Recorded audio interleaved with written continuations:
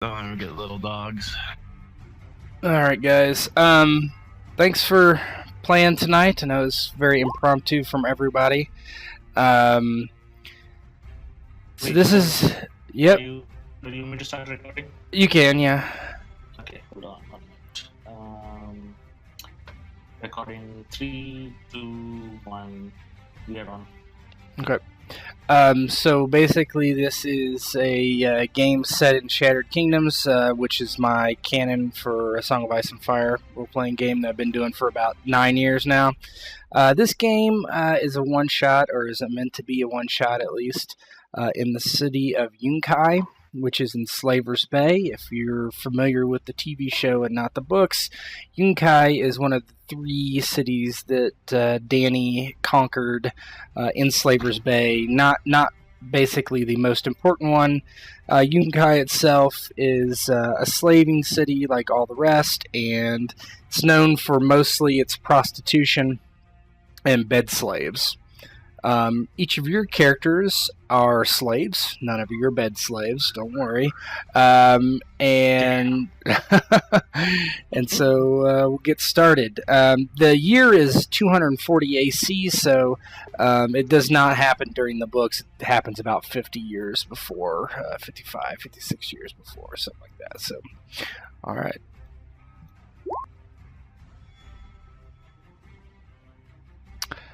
The wise masters rule Yunkai and its slave trade. Men, women, and children are sold just like anything else.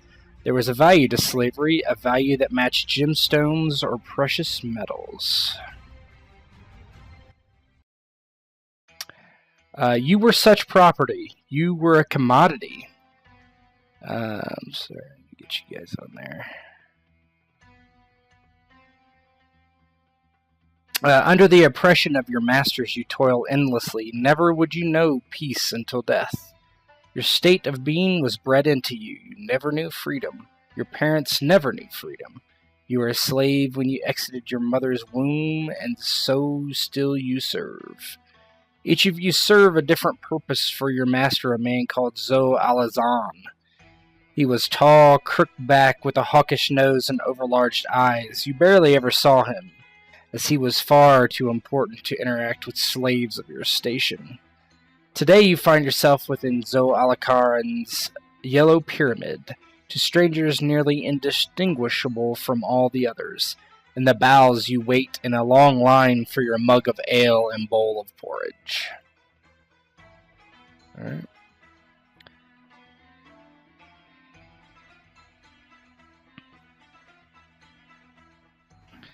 So you are currently in the bowels of the pyramid of Zo Alakazaran.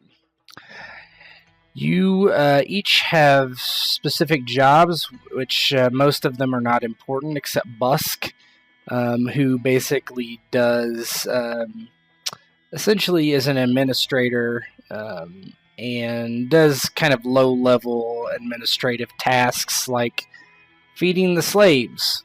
And so he's overlooking what you would consider the lunch line. Around you are basically dirt-covered stone walls, very bare of color, nearly everywhere. And milling around you are various amounts of slaves. Some you know of, some you don't know. Each of you are waiting in line next to each other. You may consider that you all know each other in some fashion or another, and I'll leave it up to you to roleplay between yourselves for the moment.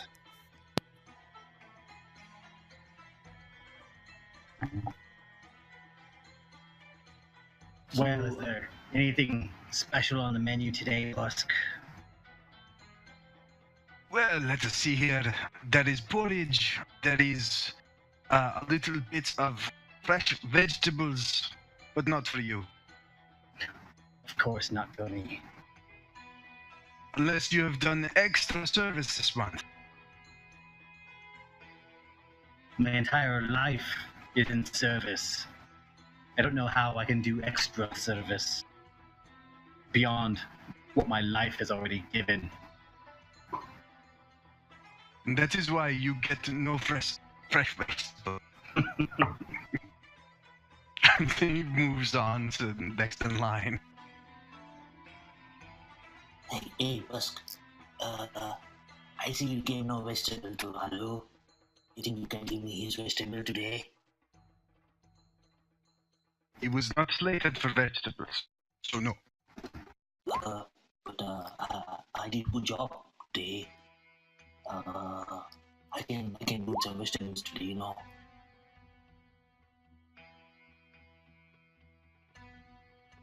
He looks down on the list and sees if, like, he could spare any. Maybe somebody died who was slated to have some. You know, like, goes over the list. Yes. There is one dead. You can have his vegetable. But only this one time. No more favors. Thank you, Busk. What's the word? I don't know the word for that, but thank you. Yes, yes. Well,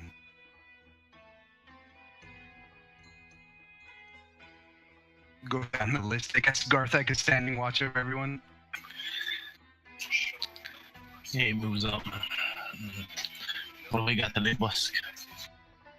Yeah, more of the same. Always the same. So, they've been good today. Everything's good so far. Good. Meals could be better. Well, you get your extra rations as always. Much appreciated. Of course. So as you are talking amongst yourselves, the torchlight from the bazaar behind you kind of flickers and a shadow is cast over you as a very large individual kind of steps behind Busk and kind of like grunts out, "I heard you give the extra rations to him," and he kind of nods to Zakar and says, "I think you give them to Uga," and he like pounds his chest. "I'm the strongest amongst us. I need the most food." Busk turns around, seemingly unintimidated, and nods over to Gerthag. He is senior here, worked longest, been the most loyal. He's owed the most. It's not about who is strongest, but who is most loyal. Now get back in line. How about I break your arms? He kind of like chuckles in his two, like, he's got two cronies standing beside him that kind of laugh. Then I'll take the extra. You can explain to our masters why you have destroyed his most favorite slave, the one who can read and write. Can you read and write? You need your arms to read and write? Right, certainly. And he looks confused. You see, though, like, while he's looking confused, like, he is shooting you, Busk is shooting you a glance, Garthax. You got my back, bro. Kind of like a thing. At that time, Zeka steps up and, Uga, you can have my vegetables. I was just seeing if I could have them today. Today is not important. You can have them. And he's like, I'll take your vegetables then. Zakar, this is a matter of principle. I do not know what principle means, but I do know that you will need your hands. Eh? So how about we keep them and let him have his vegetables? If you give him vegetables today, he will ask for more tomorrow, the day after that. It will never end. It is true what he says. You give him your food today, you will give him your food every day. One day at a time, eh? We do not know what's coming tomorrow. Today we live, huh? Garthrick's gonna shovel a vegetable in his mouth and chew at the same time and say, Maybe he should earn his own vegetables.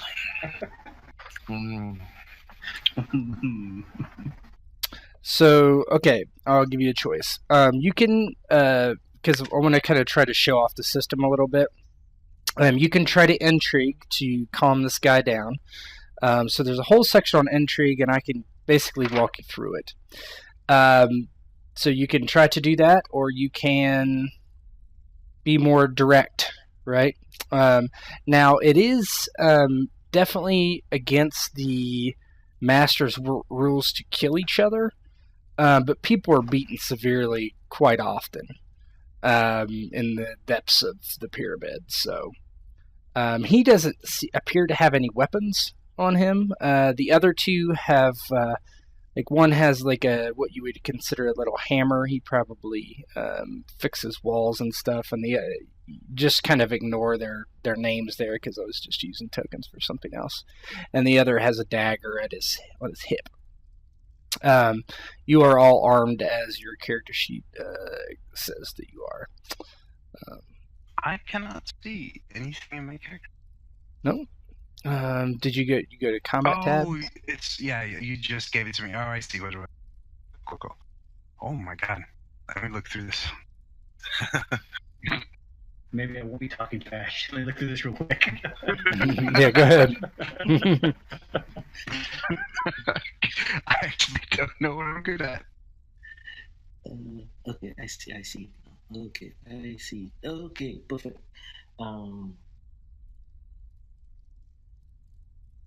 Okay, intrigue. Okay, I think I know what I would like to try. Okay. Tell me what this is. I think what Busk is then doing, having made the statement and the four others have gathered like kind of behind him, he feels like this, like he's protected well enough that he like steps out and addresses the room, the people that are like in line for the food. Mm-hmm. And he just goes, "This man is trying to take more than he is owed. If you help me in showing him his proper place, I will consider that extra effort and extra work in service of the Master, and you will be entitled to more rations. We police ourselves here." And turn back. "This man is trying to take more than he is owed from your mouths to his." And essentially turn the crowd against him. Mm-hmm. Intimidation of sort, or I don't know if yeah, that would be like I would say that's a persuasion charm. Now, if you're lying to them and not going to give them rations, it would be deception. Now, this is not a formal intrigue, and that's fine. I think this is just fine. So basically, let me see real quick. So the opposite of that for deception is so you can use deception act if you're not telling them the truth, or persuasion charm. I think that, or bargain even. Well, that you combine them. Say again. So bargain seems appropriate because he's not really lying about it. The extra actions. Okay, so you could do bargain. So basically, what you do is, if you look on Busk's character sheet under persuasion, he does have bargain. So bargain has a specialty of persuasion. So basically, you would roll. You can either click the next to convince bargain, or you can just roll 66 keep 4. So you add your specialty die and your ability die, and then you keep your ability die. That's the general gist of it. I see how it works. Okay, cool. So that's okay. So as you say that, people tend to nod, and there's a bunch of murmurs, and everybody seems very excited because people eat about one meal a day, and usually it's porridge, and they get a mug of ale, right, which is more for their health than anything else. But as you do that, Uga basically takes his fist and pounds it into the nearest guy's face, just smashes him in the face and drops him and says, "Uga Strong, come against me, I smash you into bits. And so what he's going to try is he's going to try and intimidate, and we will compare the differences and see who wins.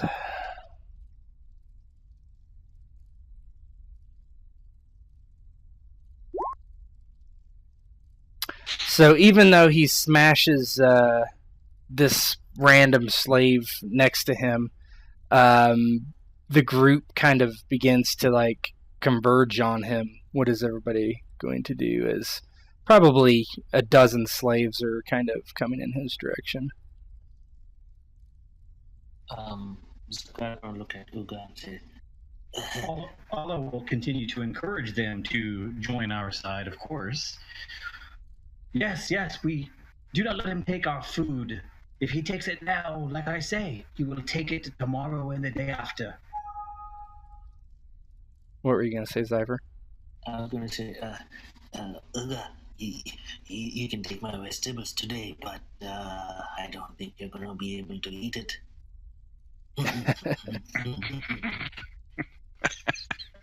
Busk looks awfully proud of himself, like with folded arms. True strength, my friend, is in numbers. And so, within a few moments, there's basically a dog pile on Uga, and some of the guys end up getting their ass kicked pretty good. But as you guys just stand there and watch, there's a good beating that's going down. And Busk is taking down names like the people that helped him, and they're getting all of Uga's rations like distributed. Zakar is watching and eating his vegetables while he's watching, and he's kind of Earthwork is just eating his vegetables after seeing an all-star happen. Just turns back to his ball and starts shoveling food in his mouth. Busk turns to Alo and this now you have earned your vegetables. Thank you. I just wish I had another ale. Well, one has freed up. I don't believe Uga is capable of drinking in his current condition. I will gladly drink his ale. So you collect your rations from the guy who's basically doiling it out. He just gives it to you on Busk's orders. As you guys are kind of watching this fight, you notice a slave that is known to Busk. He is actually quite important in the pyramid, and his name is Khazar. And Khazar approaches you kind of like tiptoeing over some people laying on the ground, right? Kind of stepping over their bodies, and like looks down. And he's would be considered an administrator, well, of some sort. But he has direct contact to the Wise Master, and he approaches Busk and kind of bows slightly, and he's like, "The Master wished to see how you would respond to Uga's threats. He has an important task for you and whoever you would enlist into your service today." Busk bows back a little more deeply. Do I know his name? I assume I do. Akazar is what I would say. A pleasure, Akazar. I did not realize this was a test. What is it the Master wishes of me? I do not know the answer to that. You will need to come and speak to the Master personally. How am I to select aid if I do not know for what task? He shrugs. He says, Looks around the room and just picks the closest guys. He's like, Alo, Karthak. what is it, Busk? More rations for us, eh? Perhaps we have been selected for a task for the Master. Oh, for the Master. Oh, you have to see the Master. Okay. I do not know. I will gladly do the task if it means more ale. Garth is gonna stand up and be like, "Well, I'm done with my vegetables. I guess we should see what the master wants, huh?" And then Zakai will start like kind of straightening his headdress and his clothes, even though it's like filthy and stinking. He starts like licking his thumbs and cleaning his face up, removing any grime. He gets to see the master. Like hastily finishes up like the notation of the rations and distribution, leaves it with like his second or someone he trusts, right? Like Yep. And composes himself and goes back to the guy. Please lead the way. And he nods and follow me. And he turns and he kind of clasps his hands in front of him as he walks. And he's kind of an effeminate sort, so quite different from the four of you, particularly Aloe, Grithik, and Zakar, right? And he takes you through a long and winding path up the pyramid. You probably climb at least 15 flights of steps and pass, into levels of the pyramid where you are typically forbidden, even busk. And as you go up, each layer, each level of the pyramid grows greater in scope and size, and wealth is very apparent. There's silver plates and silver mirrors and golden, golden bowls and golden statues of the harpy and all this other kind of things that are just wealth beyond your comprehension. And eventually you're brought up to a level where there is what appears to be a large pool. And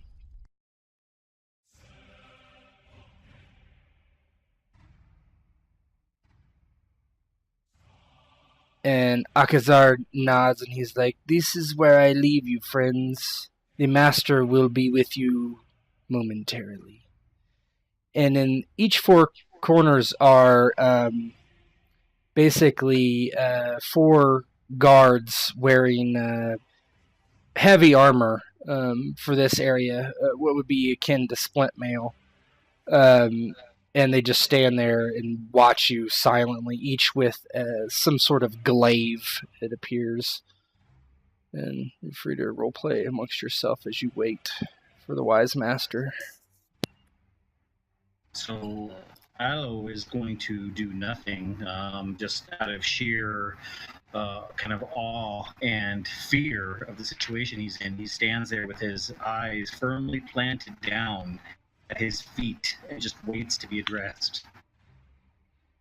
Busk, recognizing the danger of the situation, is like looking at everyone else and kind of regretting some of his choices as to who to bring. And then he goes like, "All right, so when the master answers, this is how you bow.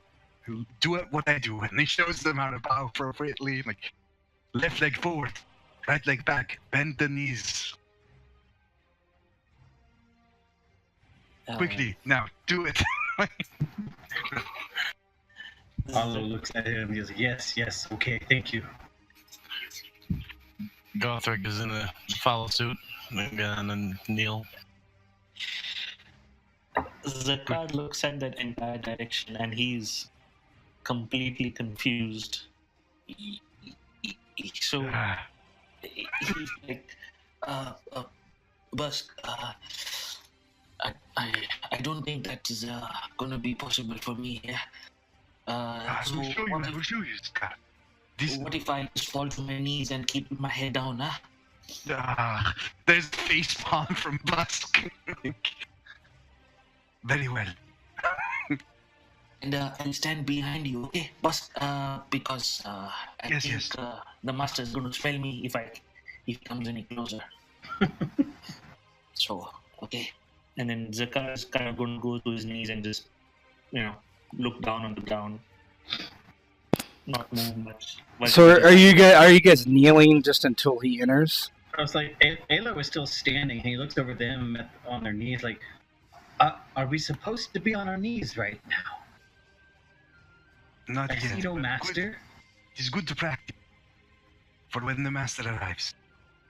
Practice. Oh, very well. So Ayla kneels practices kneeling. Well, it's also the bow and everything, right? Like, there's a whole procedure to it. Busk walks you through it. Right arm on your chest. Left arm behind your back. Yes, this is how.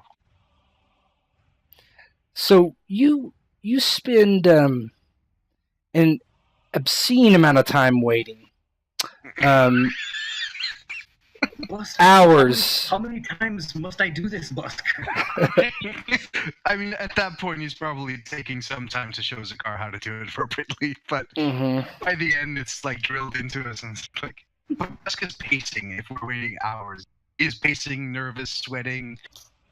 Yeah, I want everybody to roll will dedication based on you have been waiting here at least 4 hours, and you need to go to the bathroom.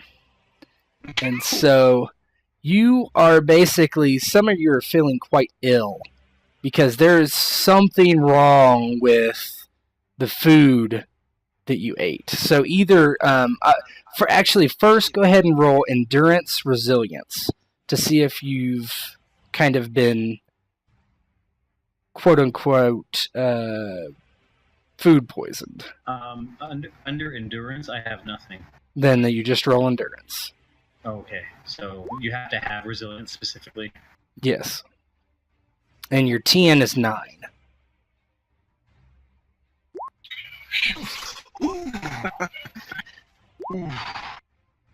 Okay, so you guys are not feeling that great after a while, but you're able to kind of keep it in, and you all like are sweating and feeling very uncomfortable. Busk, I'm not. Are you sure we had porridge? I don't think I'm feeling good, Busk. Those vegetables. I don't think the vegetables were washed properly. Are you sure they were vegetables, Busk? Busk also looks really, really uncomfortable through gritted teeth. He's like, no, I am not certain of anything. Oh, my stomach. Zakar takes part of his headdress off and then tightens it around his waistline, like trying to cut circulation off to his stomach a bit. Trying to get what's happening inside for as long as possible. Because that's how anatomy works. Yeah, I mean, Zakar He makes a makeshift diaper with his headdress. Okay. As you finally, you are greeted with someone's presence.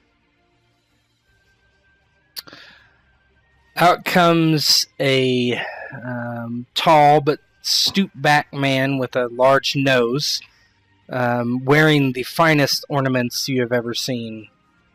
You can only imagine that this is Zo Alazan.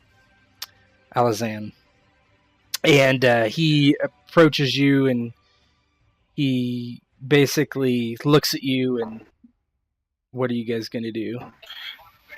Gothric is going to try to hold his bowels in and kneel at the same time. Busk is going to bow incredibly deeply and immediately as soon as the guy enters and kind of look back to see if everyone is doing what they practiced. Yeah. Zakar is going to first wait for Busk to do his bow so that he can remember it again, even though he's been practicing for hours. And then as soon as Busk finishes, Zakar is going to try and do the same. And then Lalo will go ahead and attempt to also kneel and bow at the same time, while trying to retain his bowels and not make a mess anywhere while he's doing this. So the wise master walks along the edge of the pool towards you. He is on that far side and kind of, as you're kneeling, barely even acknowledges your presence and kneels himself and puts his hand in the water and kind of swishes it around and without looking at you, he says, "When is the last time any of you have had a decent meal, a woman without disease, a night's sleep on a feather bed, a bath?" Busk actually takes that incredibly seriously as like a question to his administration stuff. Like, can you remember when the last time was? It's like going back, like not last week, wasn't 2 weeks ago. When did any of these guys do it?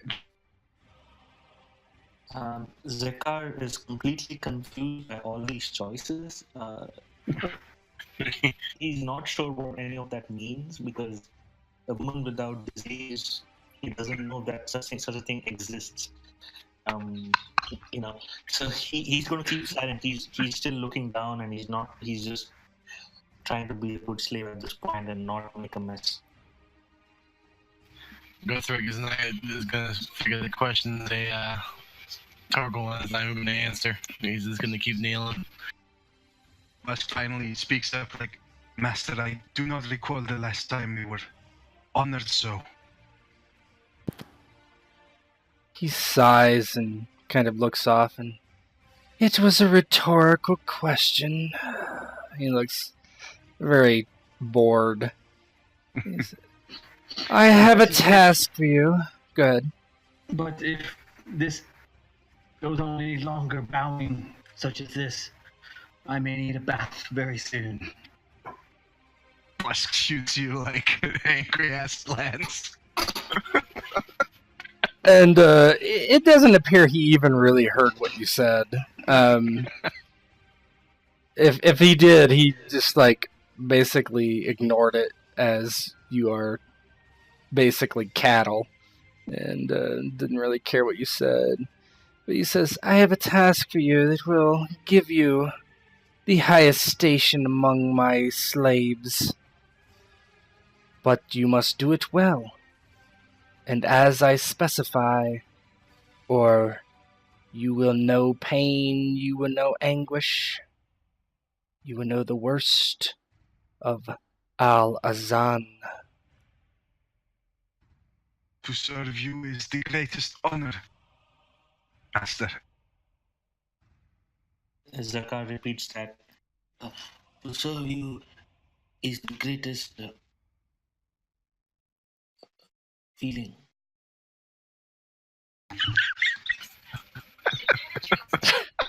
He again just kind of is ignoring what you're saying and nods, and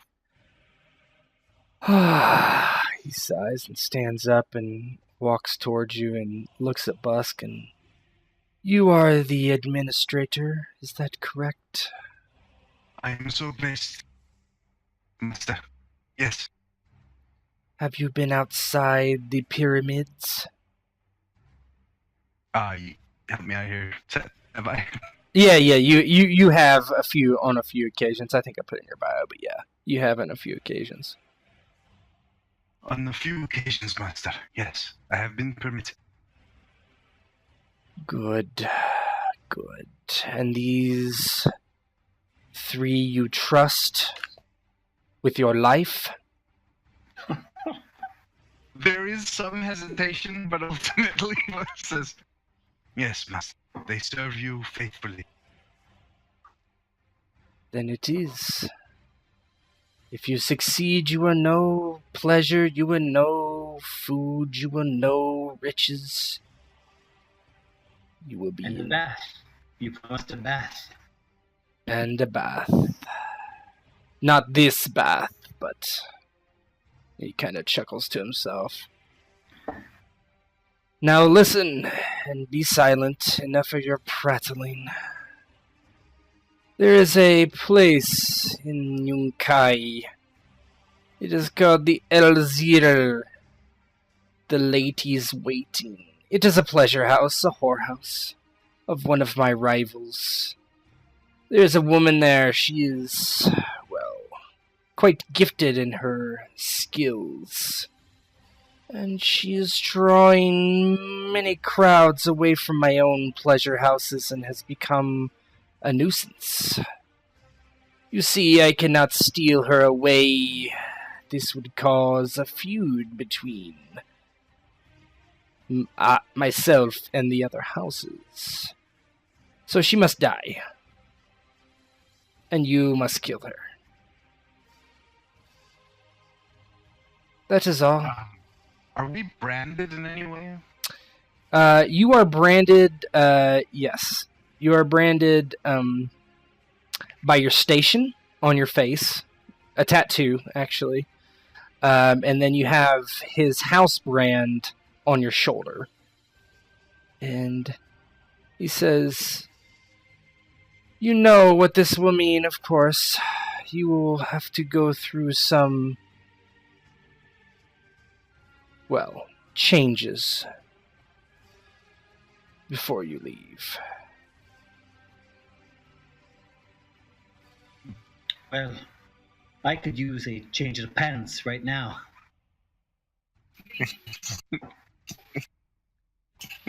Bob Squidge shoots you an angry glance, but it's not happening. He looks over at Aloe and he's like, you are a talkative man. And he kind of nods to one of the guards who walks over slowly. He's like, show him the changes he must endure. And the guard walks over to Aloe, who's kneeling still, I assume. He kind of rips your shirt back to expose your tattoo on your back. And takes his curved kakuri type blade and rests it into the bazaar nearby and lets the metal heat up. I want you to roll a willpower courage to see what you're going to do. Now, you failed. I will allow you to use a destiny point to roll another bonus die to your roll. So if you would roll a 2 or a 1, it would not affect your roll. And you'll lose one of your destiny points. Typically this is done before a roll, but I'm happy to let you do it after. So a destiny dice, so just roll 1d6? Yeah, if you want to use a destiny point, yes. You don't have to. Okay, so that would you would succeed because the TN is 9. So you're able to remove a destiny. I go down 1. All right. So you're able to stand there or kneel there, and so he brings this blade down upon your tattoo, and it burns your flesh. And what is your reaction as he's burning this thing away? Aloe, of course, just screams, and at that point, with all the pressure and everything built up, he shits himself, and he's screaming and he's yelling. But he doesn't run. He doesn't pull away. He just allows the searing burn to burn into his flesh, and the smell kind of just walks through the burnt flesh and shit everywhere. Yeah, the wise master turns away and, repulsive, take him away. Go ahead and roll endurance, resilience. I don't have... If you don't have resilience, it's just straight endurance. Okay, so you do not take an injury. So the guards kind of like drag you out of the room. And he warms up the blade again and looks at Gerthic and nods for you to disrobe. Gerthic is going to disrobe, but at the same time say, Master, I may have the same stomach issues as the young man you just removed. Just to warn you. Just the master is like looking at, he is like coughing and looking away, not even listening to what you're saying. So go ahead and roll. Go ahead and roll your will courage.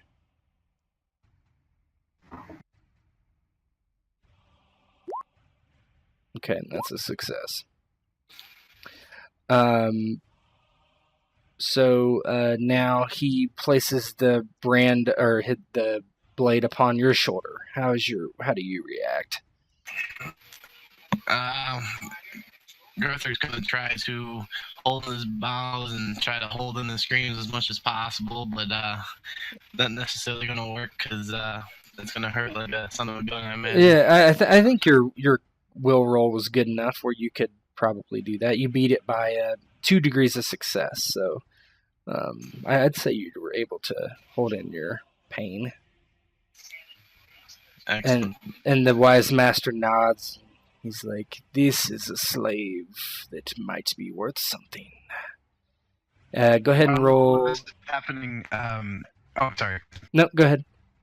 I was gonna say while all this with Gurthark is happening, after having, very painfully watched what happens to, Busk is like grabbing Zakar by the shoulder and like, "You must endure this. You must endure this well. Do not complain too loudly. Do you understand?" Busk, it is not a question of complaint. It is a question of keeping it in. Do not worry about that.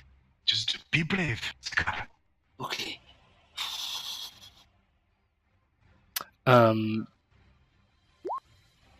Yep. Okay, good. So you don't take an injury either. So they don't usher you out. They just kind of move aside to Zakar and get ready to proceed.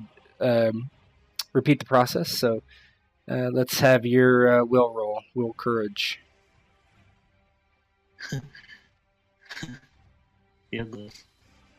Wait, will? I don't have courage, so just will. Yep. What is your will? It's a 2. There's no way I can even reach a 9. You could beat it. Now you can use a destiny point, right? Which will give you an extra bonus die if you want to.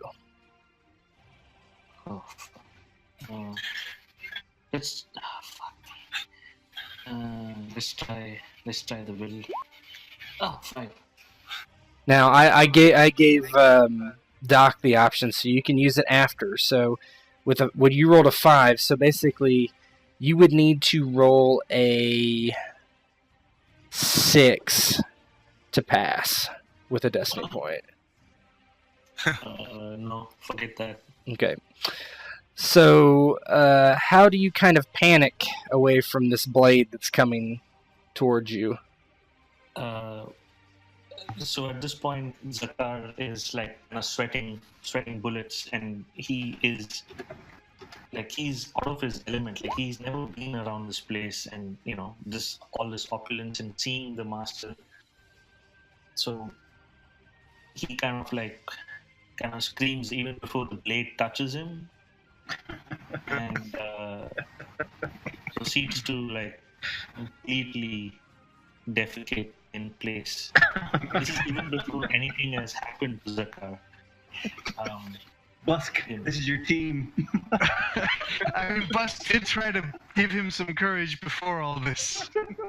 So it didn't work. Yeah, so the guard, being completely fed up of having someone shit on his boots, basically takes the hilt of the blade and just bashes the car in the back of the head. Oh man! So you're gonna take an injury from that.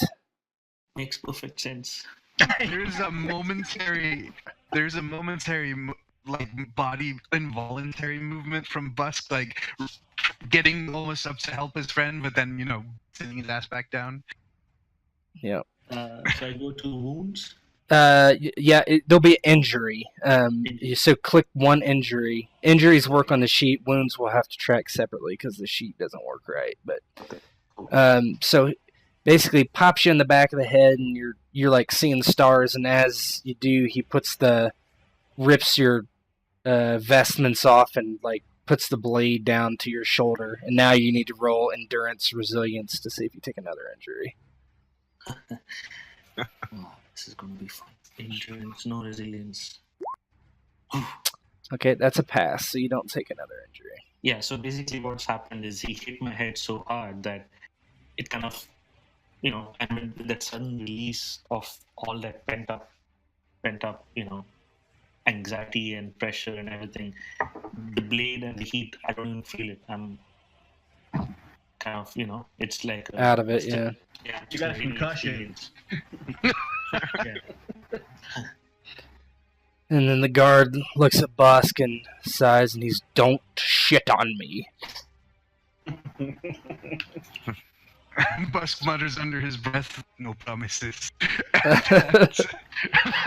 Takes off his shirt and exposes his shoulder.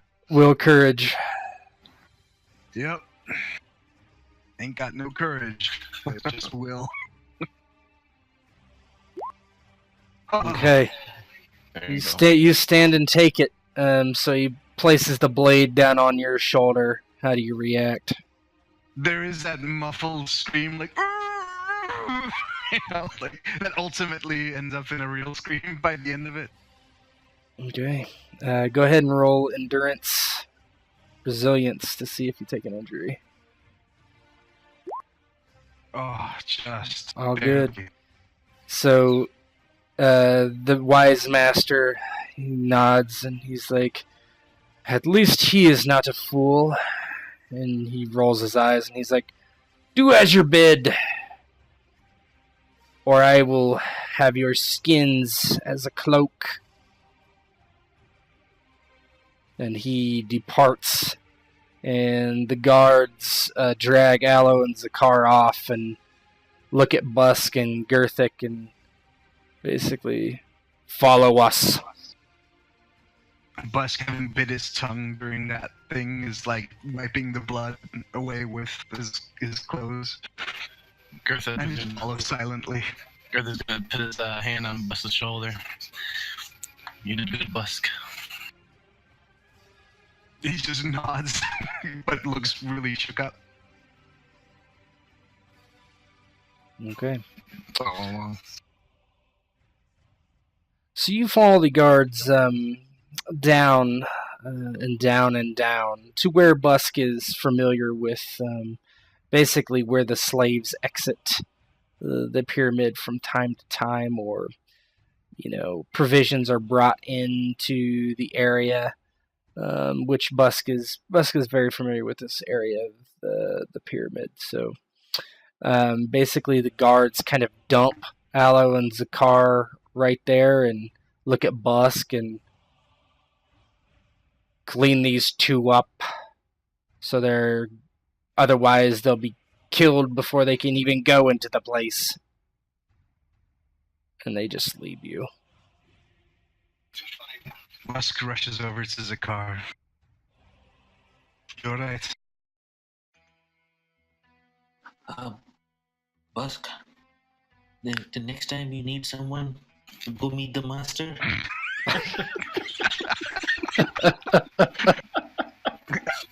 do not do me the favor, eh? Just let me rot down there.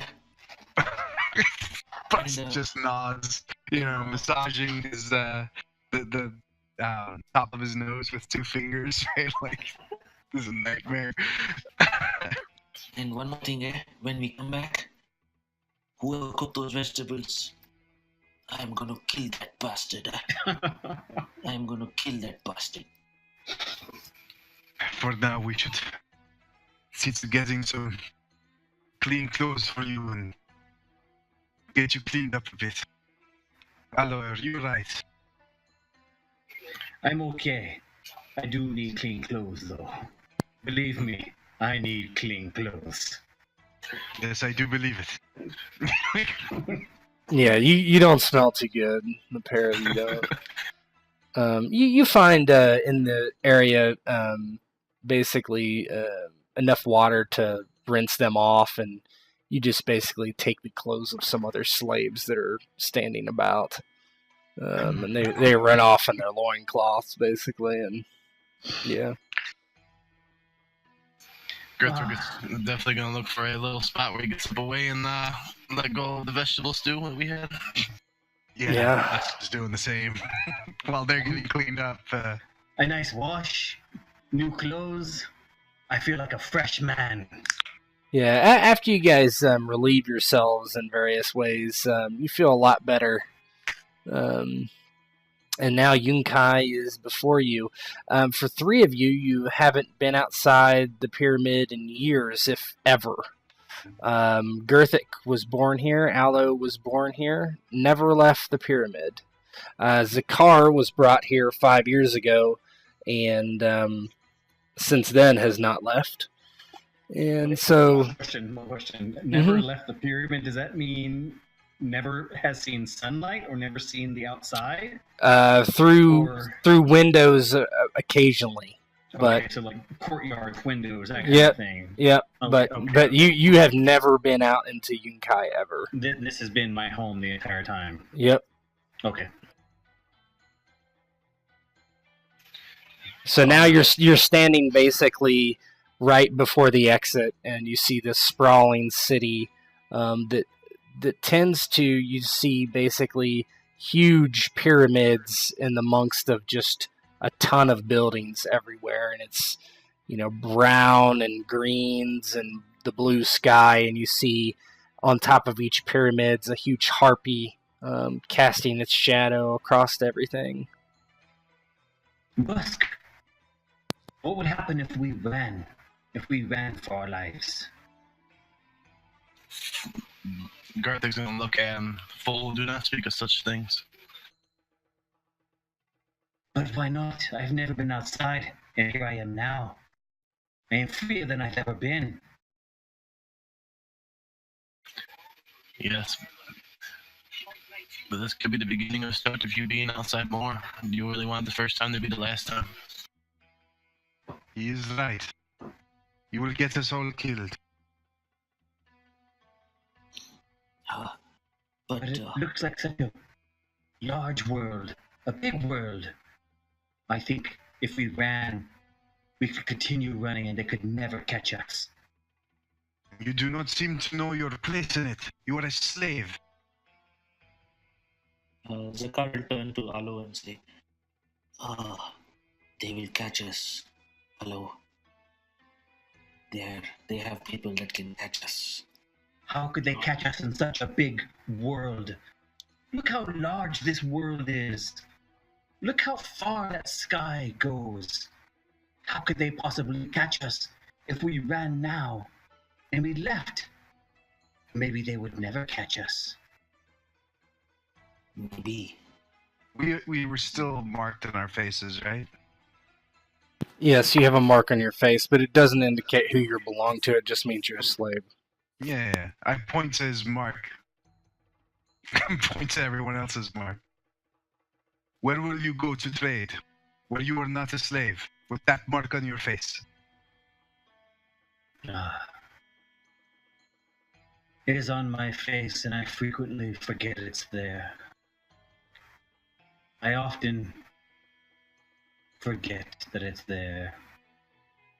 No, I we see do it on master everyone else's bids. faces, but I forget it's on mine. Yes, well, don't forget again, or you will get yourselves and us killed. Yeah, on Zakar and Aloe's face are basically bones and a skull, which is basically the lowest mark you can have for a slave in Yunkai. And Gerthic has like what's akin to a sword, and Busk has what would be like a book.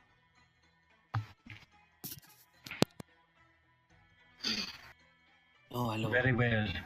We must do as the master bids. And maybe get some reward. Are we willing to kill a woman? Is that what we are supposed to do? Kill a woman? Fool, we do whatever the master bids us. This is not as simple as it sounds. If we are found out, if we are captured, we will meet horrible fates. If they even learn of who we work for, our master will see to it that we meet horrible fates. We must not only kill this woman, but do so as ghosts. No one knows we were there. I don't know how I feel about killing a woman. It does not matter how we feel. And Busk also kind of looks like he's trying to convince himself a little bit. Does not matter how we feel. This is what the master wishes. Gurthak, you have seen killing before. Yes. Yes, I have. That's not glorious. Now, how do we do this? I have no experience with such things. Well, this is not the normal fight that I'm used to. I'm used to toe to toe. We just use our brains. We must figure out how to do it as ghosts. So, our character, if I'm not mistaken, we're supposed to infiltrate a whorehouse of great repute and take out their best courtesan, correct? Yep. Pretty much. Uh, as us four idiots.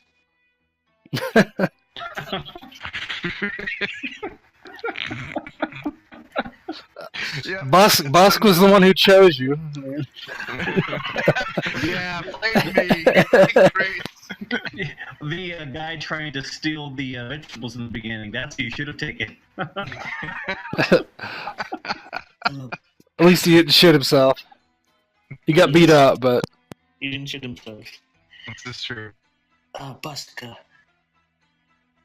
are we to go someplace we have never been before? Busk like puts his hands on his hips and throws his head back, like sighing up to the heavens as he like paces back and forth, like, why do you ask me these things? I do not know. Okay, at least let us go there and see what happens. Maybe we get lucky, and they let us in. Kurt is gonna look around and say, I don't suppose you guys have anything of value. So get us in. Value? Value?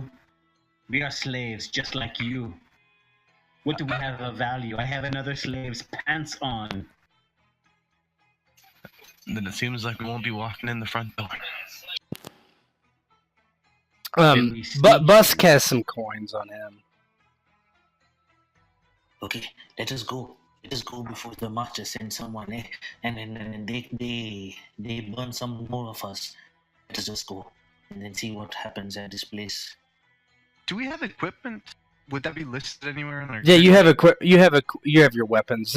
You can within reason you can have other things as well, but you have your that should be in your character sheet. What your gear, basically just your weapon and armor is all I put on there. Yeah, I got a stiletto.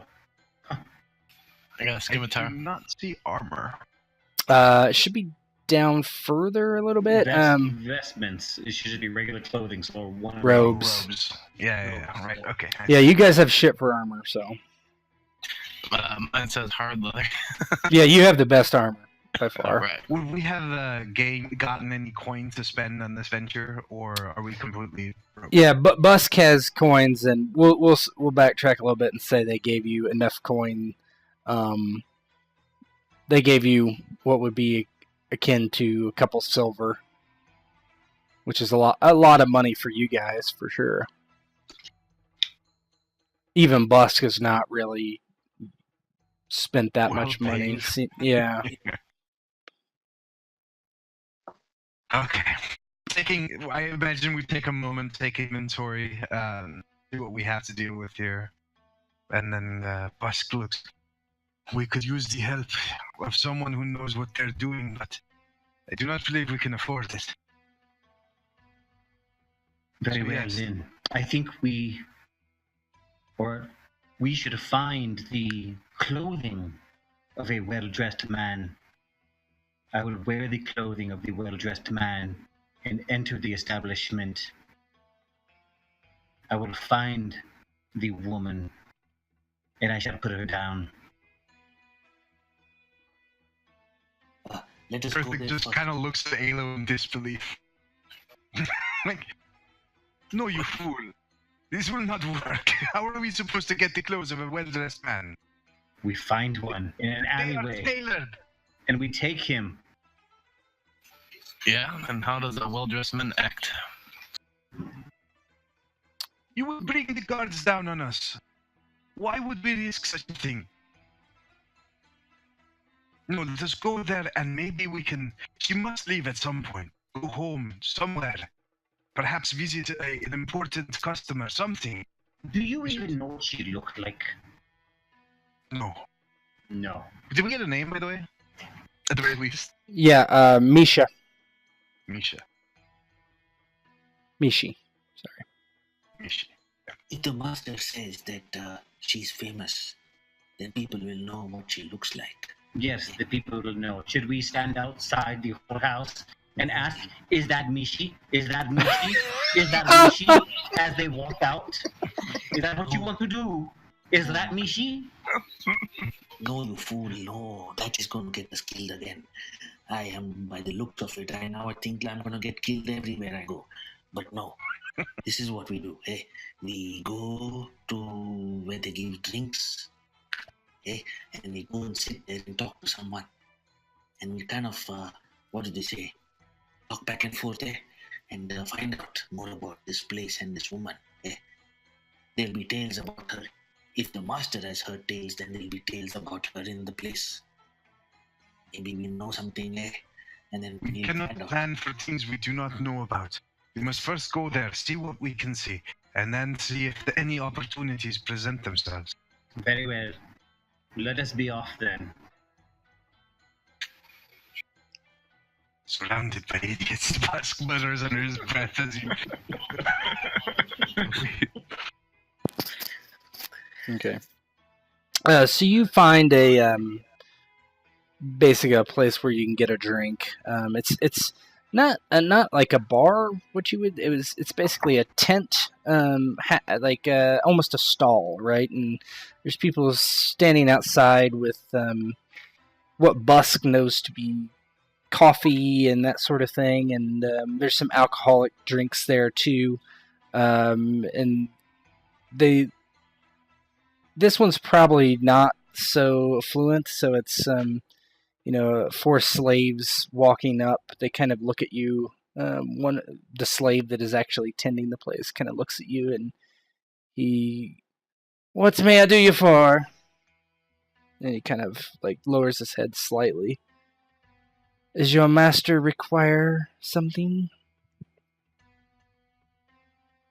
Just out of curiosity, are we right next to the establishment? Is this like a place across the street, or is it down the street? No, if you you can whatever you decide. That's fine.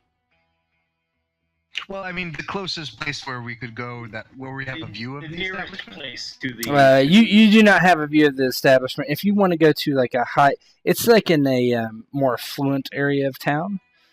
So if you want to go to that area, that's fine. We cannot go to that area. Not just like this. It'll be obvious that we are slaves. They will not let us buy, they will not let us act, they will not let us do anything that we need to do. The marks on our faces make it obvious that we are slaves. Yes, so we are not welcome in that part of town.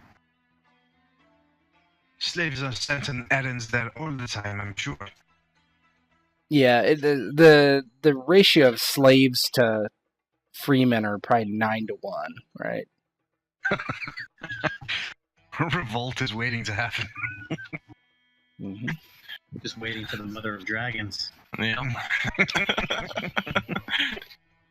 So Any day now, Danny. Another 50 years. 58 years she'll be there. Get a while to wait. Zakar is going to say to the person who kind of hailed them, is some coffee. Is it? Do you say coffee? Do the coffee, or what's the? That's fine. Coffee Yeah. is fine. Yeah. Yeah. And Some coffee, our lips are parched.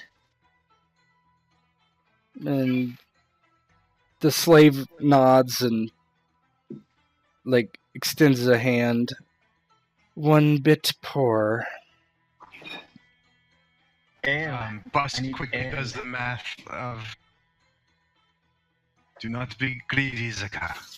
And gives him enough for the coffee. Hands it over to the guy. Yeah, it's a pittance compared to the silver. It's 210. I'd have to think. I think it's 210 copper per silver, but yeah. Did so we actually get like a silver though, or do we just have it in coppers? you have it in a combination, right? So you have like one silver and a bunch of coppers. Copper pieces are tiny, they're like the size of a penny, if not smaller, with a hole in the middle. So this guy a silver, that would be ridiculous. No, you don't want. No, you don't want to do that. So yeah, you can give it in coppers. This? Yeah. It's gonna break my face instead and keep it. So he passes over four. It's essentially a couple ounce cup of coffee and just like watches you. And there's like I think Busk is taking this opportunity. He's a slave too, right? Like oh yeah, mm-hmm. Yeah. He's gonna like size this guy up, see if he can. He's seen a lot of slaves in his day. Is this guy an Uncle Tom variety? Is he more of a sneak a little bit for himself? I don't know. I don't know. He's not really said much to you. Just what he looks like. He just looks like a normal slave. He appears to be.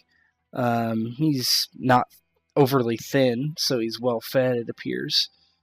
He's outside, which is a boon for most slaves. Likely in this establishment, he works for probably an independent business owner. That's probably clear. So he's probably one of a few slaves that the man owns, and unlike you guys, taken well care of, right? Like he's well. It appears so, from what you experience. Yeah, comparison to that. So Busk is gonna like cozy up next to him by the counter. I'm guessing. Yeah, it's like a counter. Yeah. So and he's just gonna engage in small talk. So, you work here often? You come here often. Every day. This is your station. This is my life. I see the sun. I see the moon. I cannot complain. It is more than the slaves at my master's house can claim. You are lucky, my friend. Who is your master? Busk actually gets caught a little bit. Does he know of any other like? Yeah. Oh yeah. Yes. The Yeah. competitors? Yeah. Mm-hmm. Okay. You can so just he's make gonna up a name name, one of the it's fine. competitor guys. Yep. And, like, he's my master. Ah. And he doesn't really say anything. He's just looking. He permits you to have coffee. We are rewarded for excellence in service. It is our day in the sun, if you will. A great honor. Certainly. I am curious, though. This work of yours. You meet a lot of different people from out of town, around the world. From out of town, no, but from all across Yunkai, the Yellow City. If they pass here and they have a fancy for some drink, aye. I don't know how this stuff works, but I'm gonna try to schmooze my way into it. So Yeah. I'm just gonna say it, but you tell me if it's a roll, right? Yeah. Bus is gonna feel him out a little bit and be like, I have heard of this one thing, this one pleasure that is denied most slaves. But my master has been generous, and I wonder if it is enough. So see to it that I achieve such pleasures in life before death claims me. And then there is this woman, right? Have you heard of this Mishi? Go ahead and roll. Let's see. Let's just do a persuasion of your choice. Probably just a persuasion charm or something like that. Not have a charm, so I guess it's just straight up persuasion. Mm-hmm. TN9.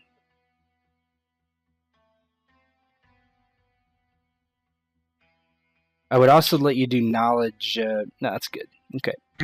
So, oh yes, the entire Yellow City has heard of her. They I've say... only heard of her name, but what does she look like? Oh, she is a beauty. They say Describe this beauty for me. He leans back on the counter like two dudes talking about a chick that's hot. yeah. Her skin is pale like the moon, but her hair is raven black. They say she only wears red. They say she can take 3 men at a time. Oh, I would love such pleasure. We slaves have such lofty dreams. He smiles and nods, and Can you paint me a clearer picture of this beauty? Her eyes, what color? Does she have any beauty marks? he kind of like me warm tonight. he kind of fumbles. Yes, they say her eyes are almond, and that she has a tattoo of the harpy on her back. And Is this like? Can I? Yeah, roll empathy. Awareness empathy. I'm sorry. Yeah, I'm thinking these are like tall tales at this point. Yeah. Awareness empathy. Oh, I do have that. Cool. Oh, you have that? Oh. Yeah, so you're pretty sure that last bit, at least, is something he's just making up to make himself sound more important. All right. Okay, so at the end there, I'm gonna so no gonna listen. Yeah. I'm gonna disregard all that bullshit and but humor him. Let us dream out loud for a moment. And then in the end, I'm gonna just be inquiring as to so what sort of men does she see? Can one such as us dream of such pleasures in life? Is it even possible? And he kind of starts laughing. If your master is willing to pay the fee, any man can bed her. I do not know if my master is so generous, but what is the fee? I have heard the fee is silver to begin, just for a whiff. Just for a smell. By the gods. I'm assuming they have gods. Yeah, the god is essentially the harpy, but yeah. Oh, it's the one god, the fire thing? Not exactly, but they do worship that here as well, but that's not what he's referring to, but it doesn't really matter. Okay. I do not know if this will be anything more than a dream for us, my friend. Yeah, it's a dream. A sweet Can dream. still keep you warm at night, yes? And give him that toast and drink the final bit of the coffee and then walk back to my groove. Okay. Thank you for the conversation. And he nods and brings his own coffee up, kind of in a toast as you depart. Sit down in very hushed tones, convey to the group. Alright, I believe I know what she looks like now. Raven-haired, pale skin, always wears red. Always wears what? Red. The Red. color. Not much more than this. Raven hair, always wears red. Pale skin, raven hair, always wears red. Pale skin, raven hair, always wears red. Shut up! I'm just committing it to my memory. This is not hard to remember. You should not need to do this. Looks around the group and goes, I've also learned, and that last part wasn't like a tall tale, right? About the silver for just a glance. No, you don't think so. You're not exactly sure if he knows the details exactly, but it probably is, generally expensive. But that's like accurate price range-ish. Yeah, probably. You don't know what you would get for a silver. Now, a whiff, that seems kind of fantastical, right? But it might get you in the door. So I relay all of this to the group, right? Like I don't need to reiterate all of it. So Yeah. So do we know where this place is? Like, how do we get to that place from this coffee tent? Yeah, I mean, that's easily found out. That's asking somebody on the street. Okay, so Zaka's going to say,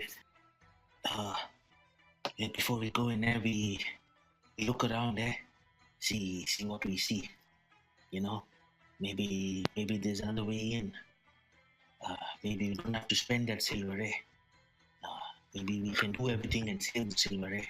Of course, we should look for a back door, back entrance, a window that is left open. Anything that would help us get in without having to spend the money. do you realize what will happen if you are caught doing this? Do you realize what will happen if we are caught murdering her? Yes, this is why I'm not eager to do anything without a solid plan. No, I'm not saying we go in. I say we first go look around there and see what this place looks like. We must look around and just check. Yes, just check. Zekar, he's a smart man. We must listen to him. Who amongst us has the best eyes? We should not all be wandering around there. It will draw too much attention. I can do the wandering. I am pretty good at the wandering on the streets within our home. So I think I can be, I can hide and look around. I too. I guess Busk takes like a moment to spot like some symbol drawn on something small at a distance. Like points that. Can any of you see what that symbol is from here? You mean that symbol or the symbol behind that symbol?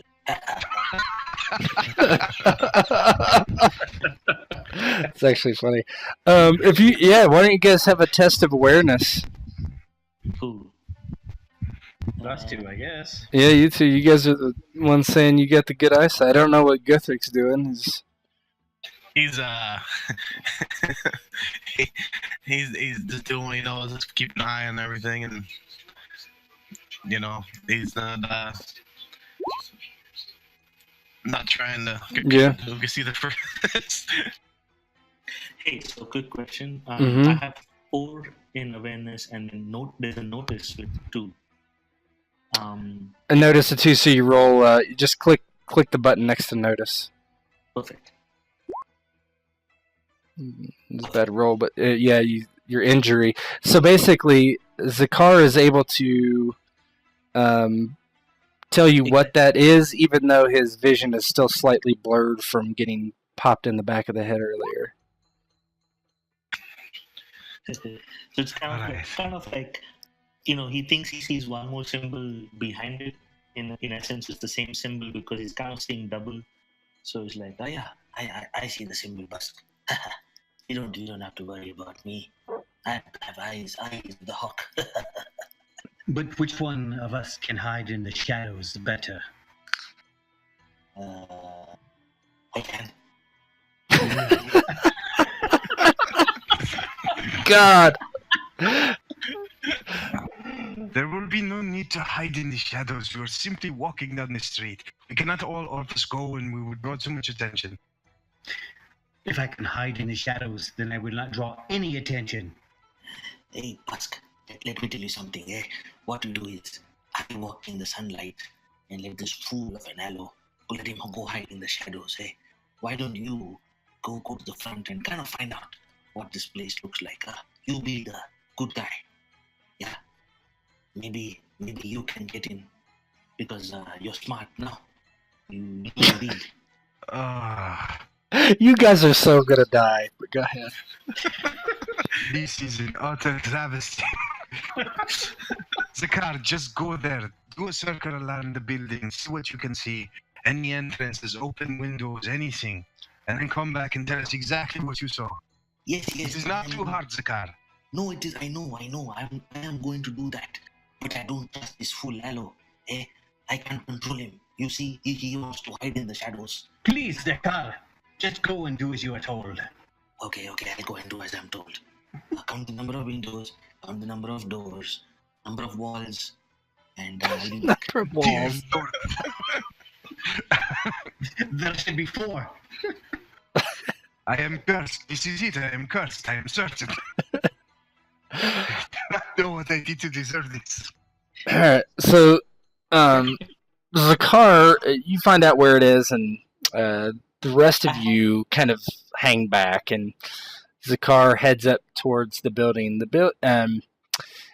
building is a large, small, like, it's kind of built in the fashion of a pyramid, but it's not. It's only like 3 or 4 levels high.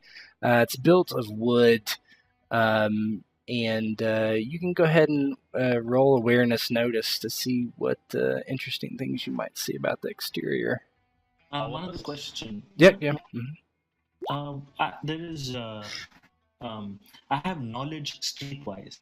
Mm-hmm. Would any of that help in this kind of reconnaissance? That's for like kind of finding. That's for information gathering, essentially. Oh, okay.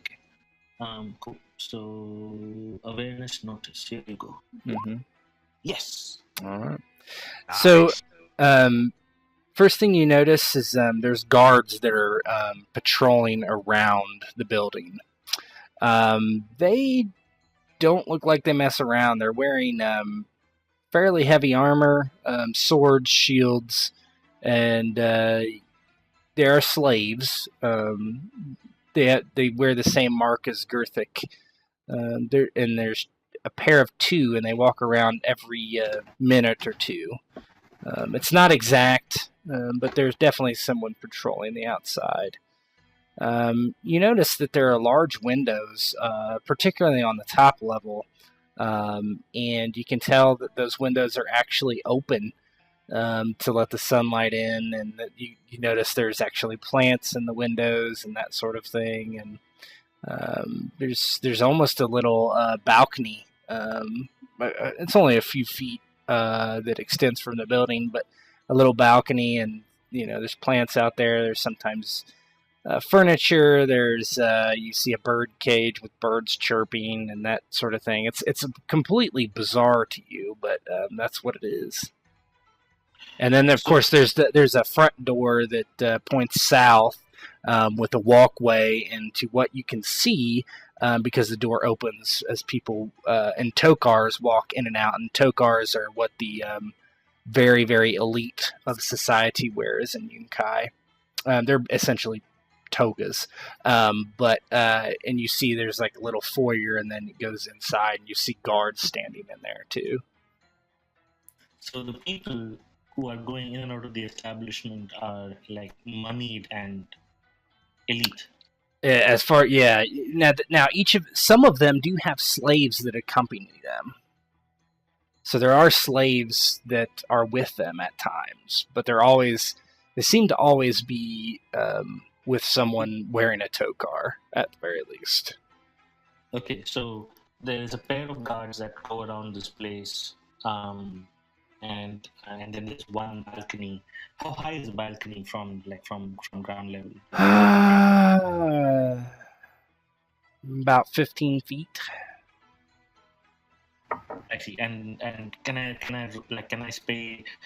maybe roll something or do something to kind of pay some special attention to the area up, along the walls to that balcony to see if there's any way someone can climb it? If you could potentially climb it, and you see spots where you could grab a hold of things, but you're not sure how good of a climber anyone is. Okay. It could be done. You think it could be done? Okay. Cool. Anything else? Do I see anybody in the balcony at this moment when I'm there? Like, is anybody there? You see from time to time someone step out, a woman. You don't think anybody matches the description that Busk got earlier, though. Not really. You see a lot of raven-haired women because they're probably local to Slaver's Bay, and but they're all dark-skinned. They're all beautiful to you, but okay. Cool. So then Zakar goes back and he relays all that information to the rest of the group. And He says, Gertek,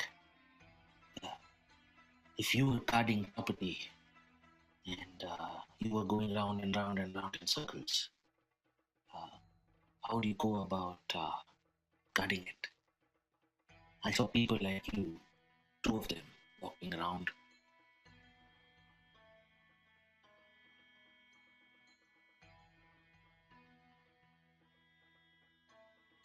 That question was to you, Gerthic.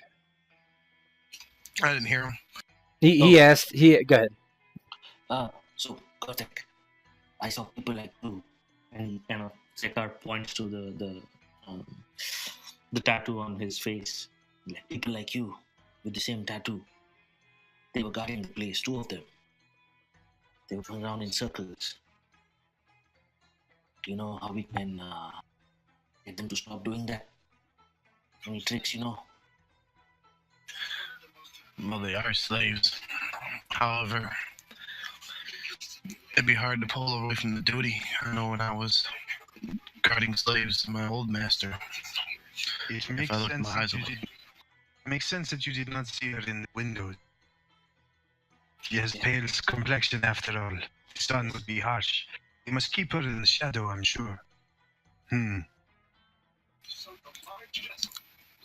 Now, did you told everybody about what you saw about the Yeah, guards and everything, slaves and everything? Okay. Yes. Garthic's gonna mention, what if we buy one of those well-dressed togas and we accompany them as their slaves? Yes, this is exactly what I've been talking about. We need to dress as they do. We need to go in disguise. Just one of us. You did not see any of the girls leaving this place. Well, I didn't ask for it, but so I would say no, I've not seen any. You did not. You did not. Okay, I didn't know. No. Only men walking in and out. I imagine Perhaps they live there, and if they do, there must be a time where this place is less crowded, less frequented. Perhaps that would be the best time for us to do whatever it is we do. We must go in disguise. Yes, but all of us. That would be... No. If maybe, see, Busk, he speaks well. He has manners, eh? He knows how to speak to people, eh? But I do not know how to kill anyone. No. 1 step at a time. First we get in, eh? Then we see what to do next. and then we kill. Could we perhaps buy poison somewhere? I may be stupid, but slaves buying poison, I don't think that would be wise. Anyone selling poison is not going to be broadcasting this to the masters. And anyone selling poison will charge more than what we have available to us if we still want to get into the front doors. Yeah, no.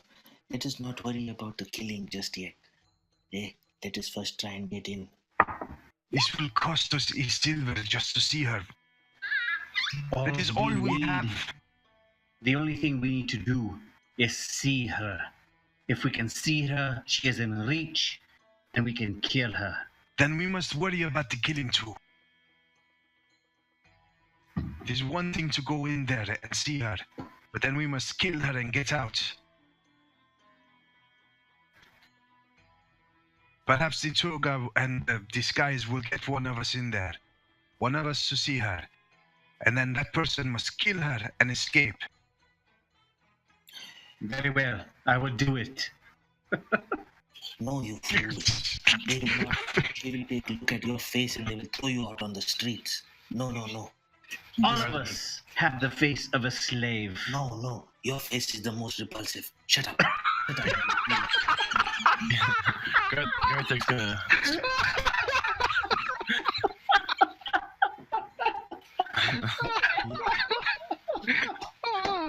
That was perfect. Larry, Curly, or Mo. Listen to me first. Listen. See, I saw a lot of smart, lot of well-dressed people going, eh? So we buy those clothes for you, and we are your slaves. We are anyway your slaves most of the time. So nothing new there. We don't have to act. So we go in there, we follow you, and you give us some orders over there. A slave cannot own slaves. Points to the mark on his own face. No, but it will. No. But there are some of these horrors. They have makeup that can cover marks on the face. They use them all the time. I've heard. This is known. Guthridge is gonna shake his head and say, Busk, all you have to do is say you are testing for your master, and if your master wants to come and see us. Ooh, a trial ride. That might work. Yes, this might work. I can bring 1 or 2 of you with me, at most. I volunteer myself. Garthek, I would want you there. I You know will how go. to handle a weapon. You've been in combat before. Things might not go as we planned. I would want you with me at the very least. I can try to bring all of you, but it would be hard to explain. Here's what I'm thinking. I say my master wishes me to see the wares first, and he's willing to pay for the. One of you will pose as a doctor to see if she is ill or sick or will transfer any kind of disease to my master. And then that is how we will get to see her. This may work. That is Once a we are good alone idea. with her, if we had poison, this would be so much easier. As a doctor, you could administer the poison easily. Well, I think this is a good beginning anyhow. Posing as an envoy for the master. It cannot be our master. We must just select another. Busk, I have one more idea. Yes. Everything you say is correct. Let's do it that way. But maybe we do not have to kill. Yeah. What did the master say? He said that she was bringing too much business there. Eh? So if she goes away, then no more business there. Now, if she goes away, either dead or alive, she's gone away. So no business. Where is she gonna go? What if we do this, eh? Maybe she doesn't want to do this. Maybe we can help her escape. And when she runs away, then it's her problem. Right? But they will capture her and put her back, and then the master will be upset. Yes, This is no. We have had this conversation when it was the 4 of us, and Allah was the fool who said we should all run. Do you remember what we told him? What makes you think this woman would be as foolish as Allah? Very few people are as foolish as Allah. yeah.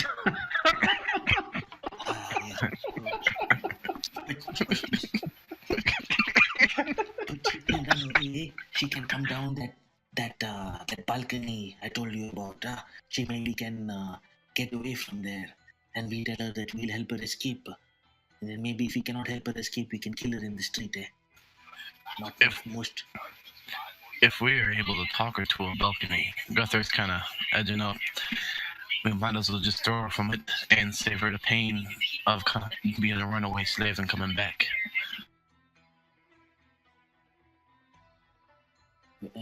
Yeah. You see Busk like rubbing his temples. This is getting too complicated. We merely need to kill her and get out of there. I We do not see how we can do anything else. And need to go there now. We need to go there now. Okay, so I'll tell you what. You do your plan. In your plan, there is no space for fools, eh? So maybe Alu and me will be outside and do some noise when you need to run away. How about that? Listen, Zekar, I am tired of you trying to take over my position. You do not tell me where I will go, what I will do. I will do what is need to be done. Okay, go hide in the shadows then. Go.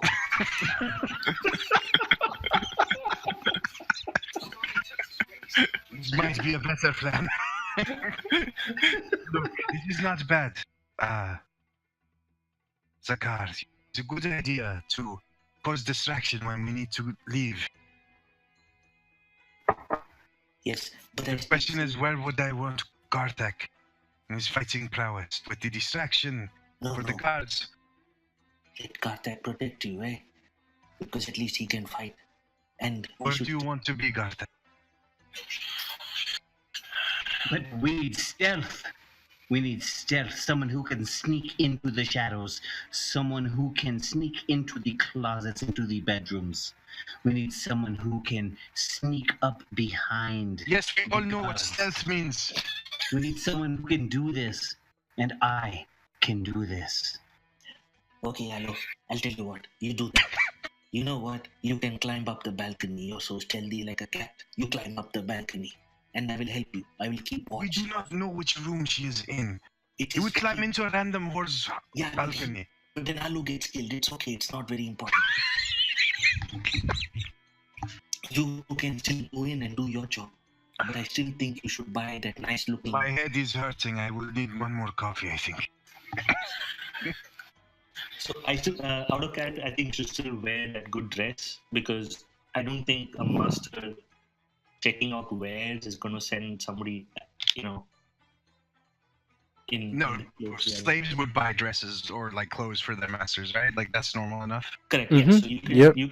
you can buy those clothes as a slave for your master, then wear them yourself, because your master has sent you to represent him in a way. So he sent his best. No master would dress his slave in master's clothing. Yeah, you wouldn't be dressed in a tow car, but better clothes for sure. I mean, Yeah. Buster's already got decent clothes for a slave, but yeah, you could buy better, right? That would be more fitting your position. Yeah, Mm.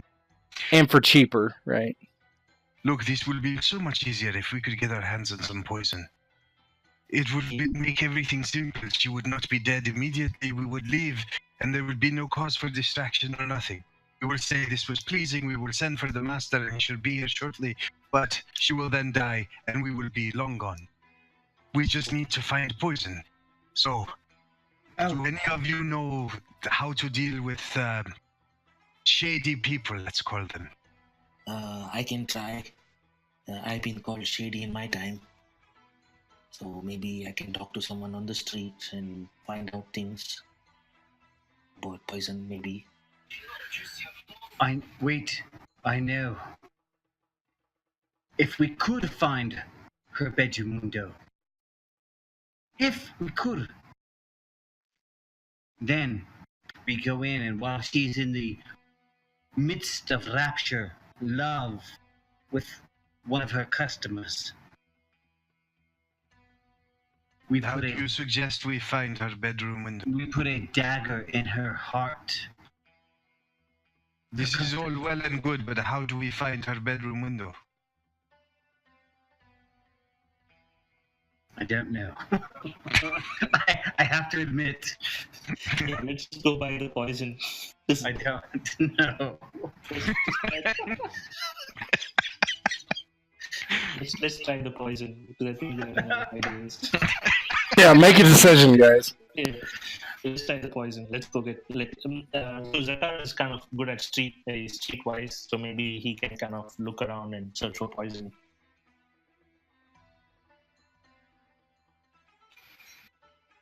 Okay, Zakar, find us the poison then.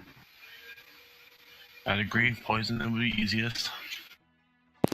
All right, go ahead and roll a knowledge Do you know much about- streetwise. Do you know much while we're walking? I guess she's looking to Garthak or Aloe even, crazy as he may be. Can we all roll anything this? about poison. No. I'll just roll it. 16. So Zakar carefully kind of walks around the area, talking to people and, giving out hints of kind of what he's looking for. And someone says, "Oh, you want the Tears of Lys?" The Tears I- of Lys. What did that do? That will kill someone. It is a woman's weapon, but I am not one to judge. It's just some scumbag on the street, right? I can take you to someone who might be able to provide it for you, but it is not cheap. And he looks at you and he's like, I doubt you have the coin for it. You doubt wrong, my friend. You take me to the person, and let me discuss with him. You are just a sniveling middleman. Who doesn't know? And he's like, this middleman requires coin. And he puts his hand out. Is he alone at this point, or are we like back up, hanging back in the alleyway? You're basically, yeah, you guys are however you wish it to go. Basically, you're in an alleyway somewhere. And Zakar is going to kind of look back to Alo and Gerthak and smile.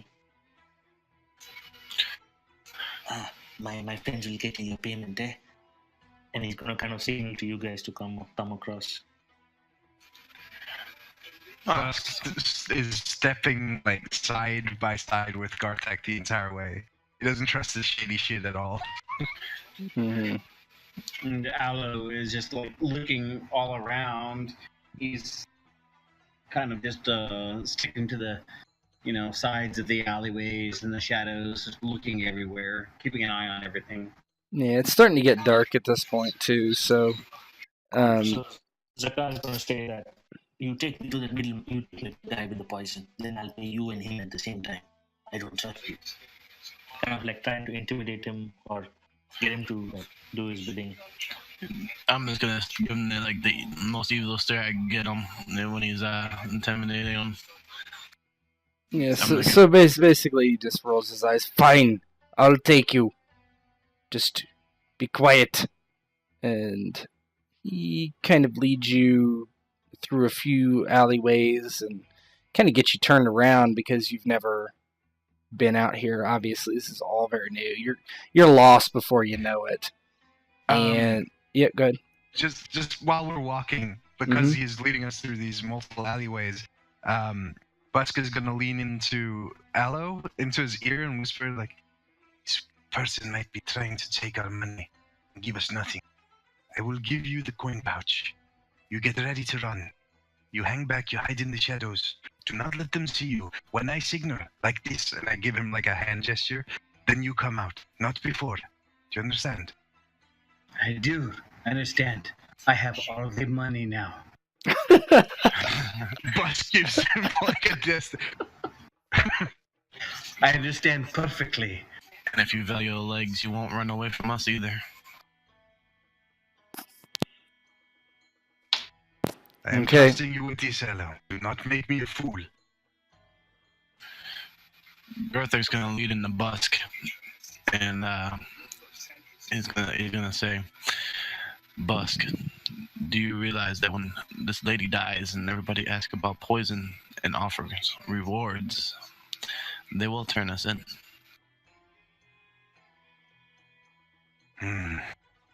This is true, but they do not know who we are, and they have not asked yet.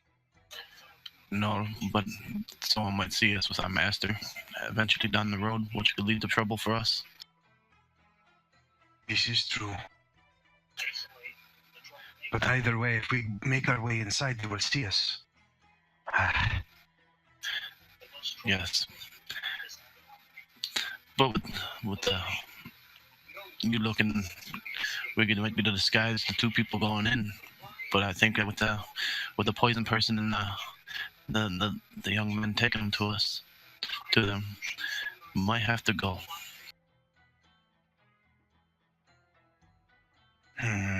Out of curiosity, Mhm. when somebody is discovered to have sold poison, what generally happens to them? If they can be found, depends on who cares, right? If one of the wise masters thought somebody was selling poison to their detriment, well, they would be killed. Okay, I see. But otherwise, they might not give a shit, right? It just depends on what they think is happening, and if it's against them or whatever. Well, in this case, it would be destroying valuable Mhm. property. So I'm guessing it would be kind of bad. Yeah. Alright. I'm just gonna mention that to Garthik, like they would be at great risk too. They admitted their part in this. I do not think they will sell us out. Not these men. But you are right about our faces being known. This will pose a challenge. The dude is standing over by a door, kind of waiting, tapping his foot. Zekar, not knowing that these people are talking behind, he's just like, hey, go in, I'm coming.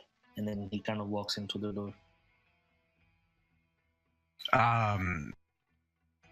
Busk is gonna look inside before stepping inside to see like if they're gonna be vastly outnumbered in there. You look in, it's dark outside, and there's no light in the alleyway besides moonlight.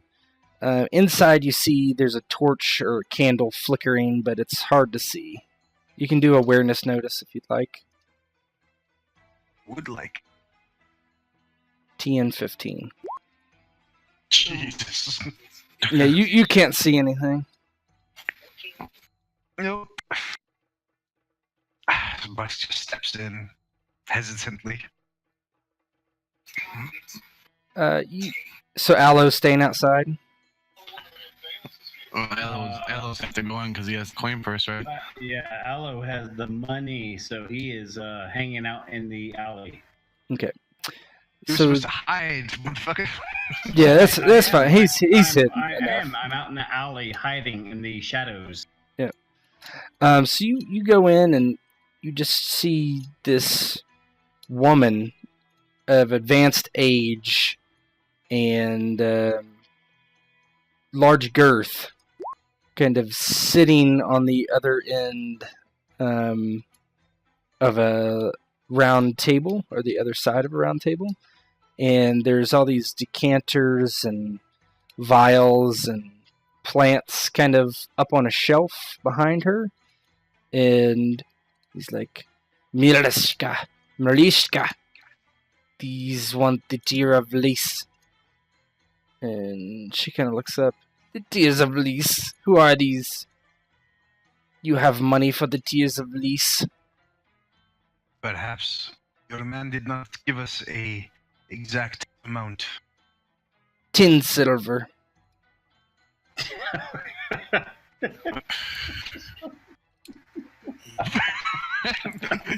Busk tries really, really hard not to show shock at that price.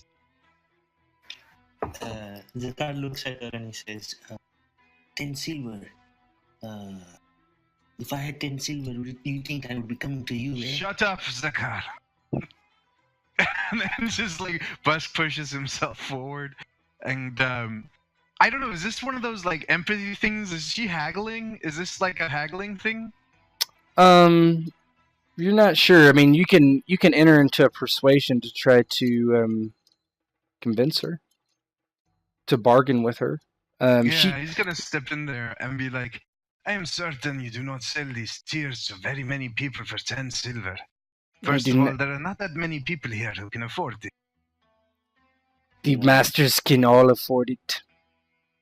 That is who buys the Tears of Lys, not slaves. If you're not here with 10 silver, then your master did not send you. And I will not sell to a slave that would kill the master with the Tears of Lys. We're not looking to kill our master. We are running an errand for him. Then he should have given you more money. Well, perhaps he didn't specify the Tears of Lys, but you must have other poisons, equally lethal. No, there is nothing so lethal as the Tears of Lys. The Tears of Lys, shows no sign of death by poison. If you wish something else, then perhaps. I could Is give you there a something. more economic option for us, perhaps? The degree of lethality is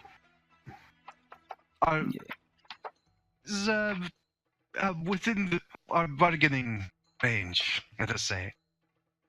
What is your range? It must be lethal, and it must be slow acting. At least hours, even days, perhaps. I will give you 1 silver for the best poison you have. I do not care if it shows as poison. This is unimportant.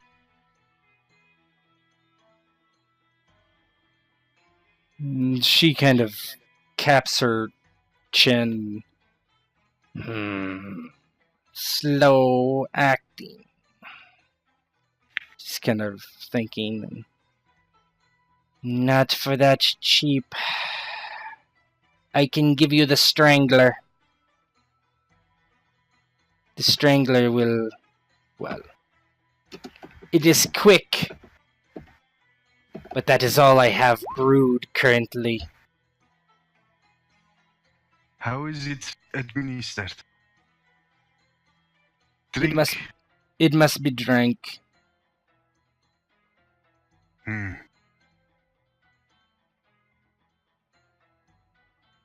One moment, please. I must confer with my colleagues. Mm-hmm. I would like you all to roll awareness empathy as well. Okay.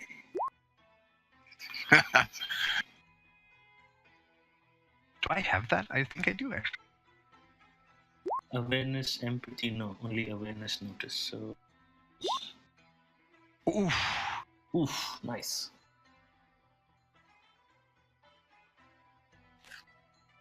What do you want me to roll? I'm. No, you would. Yeah, Mm-mm. I'm out in the alleyway. I'm not listening. I'm not hearing any of this. Yeah. Gerthic can roll. If he wants. I did. It was a 3. Oh, okay. Oh. So Zakar and Busk tends to think that she's lying about something.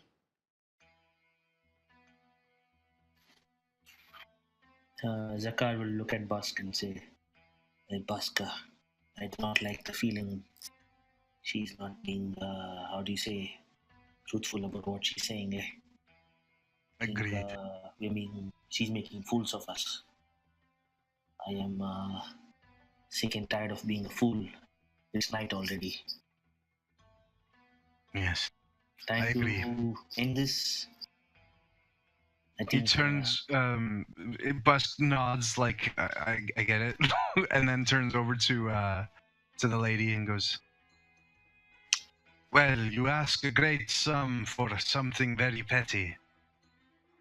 When a knife would do, yes? I think perhaps we will take our business elsewhere. She just shrugs. If that is your wish, come into the light. Let me see your face. at that point, Zakar kind of steps back to the door. Yeah, He Busk wants is to see stepping what away too. It's like, I do not see the purpose of that, my dear lady.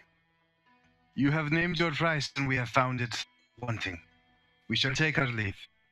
A pleasant evening to you. Yep.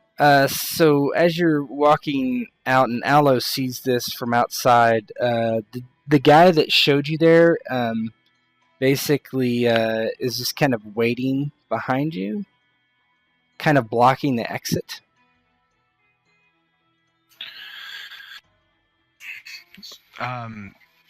Busk steps behind Garthek. Garthek is gonna tell him. Right, so I see him doing exactly what? I mean, like being intimidating, or like? No, not from your. He's just standing in the doorway. Okay, he's just standing there. Mm-hmm. Garthek's gonna put his hand on the hilt of the sword and be like, "You are blocking our exit. Would you kindly step back and away?" And he looks closely you in the moonlight and nods and takes a step back. No disrespect. Well, I'm sure there was none meant. And Garthik at that time is gonna step out, but still kind of keeping his eye on the guy in the alleyway and trying to make enough room.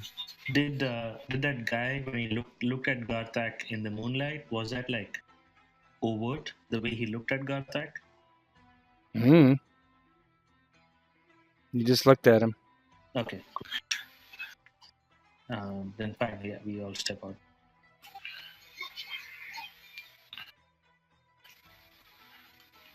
Okay, yeah. Stepping outside, Busk looks back to Garth. As soon as we're out of earshot, right? Looks to Garthik and goes, I believe I may have made a mistake bringing us here.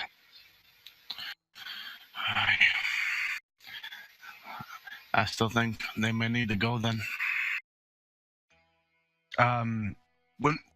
Once we turn the corner, I will call for Aloe. I believe they will be coming for us. They know we have coin. They know we were not sent by our master. They will try to take it from us. I am certain. Aloe, who has been hiding out in the shadows, sees you walk out. And he immediately starts to catch up with you. Aloe, you did not run. I'm a little bit surprised, I must be honest. No, I did not run. I still have all our money. I have it right here in my pouch. Aloe, I have a job for you. What happened there? I believe we were about to be taken for all we were worth. We must move then. I would like for you to hang here and see if you can keep an eye on them, see if they gather men. They attempt to follow us. Yes, and give me the purse. I hand it over to Garthik. I shall hold on to the purse. You may all leave now. Aloe, do not be a fool. Give the purse to Garthik.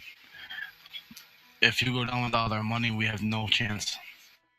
No chance of what? We still have no chance of anything. Did you procure the poison? No. No, of course you did not. Although she did not seem very well defended. If she has the poison in there. No. Too much violence will draw attention. Here. And I throw the purse at Garthik. You take it. You take the purse. I don't want anything to do with it. It seems we have come to plan B. We'll get inside and then slit her throat. And I told you I should sneak inside. I told you that already. We're not talking about sneaking in. We do not know where she is. No, but we can learn real quick once we get inside. But once we're in there, should we not take our chance then? Should we leave and then have someone sneak inside after? Or you can send your slave out and notify Alto about it, and he can make his way in. I am telling you, give me the robes, give me the silver. I will get in close to her. Even if it is just for the smell, if it is just for a scent, I will get in close. The robes and the silver is all I need. Busk at this point is like considering it, and he looks over to Garthek and Zakar to see like the expression on their faces. Garthik's gonna be kind of neutral. Yeah, he's gonna say, any plan's a plan at this point, but we still have to get inside, and we still have to go from there. We could create a diversion and pull people out somehow and make the job easier. We could trick her into thinking that maybe we're here to give her some aid and do her that way.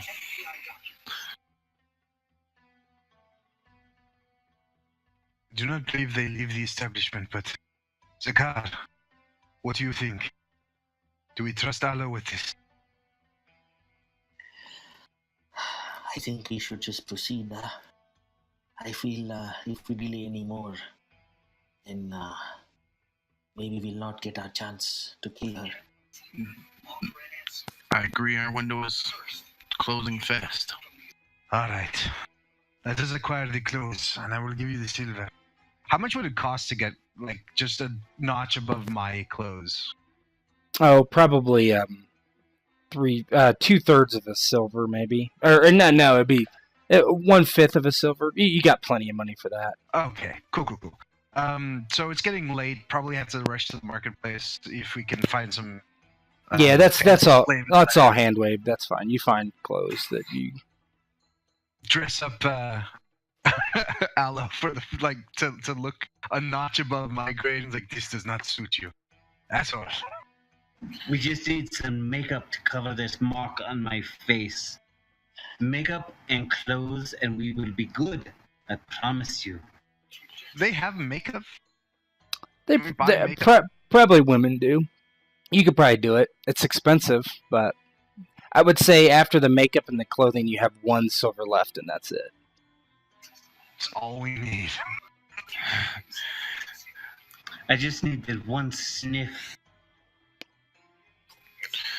This is our one chance. Busk, I think you should go on with him, and me and Zakar will handle the diversion. I cannot sneak like you can. He's not. No, stop! No sneaking! Busk, No more sneaking! Just you walk in. would go in as my slave. I shall be dressed as a proper man, and you would go in as my slave. You would have joined me. This is going to be the death of us. If we don't complete this, it is the death of us anyways. Then what is the plan? We go in there, we get to see her, and we slit her throat and run. Exactly. Exactly as our master asked us to do.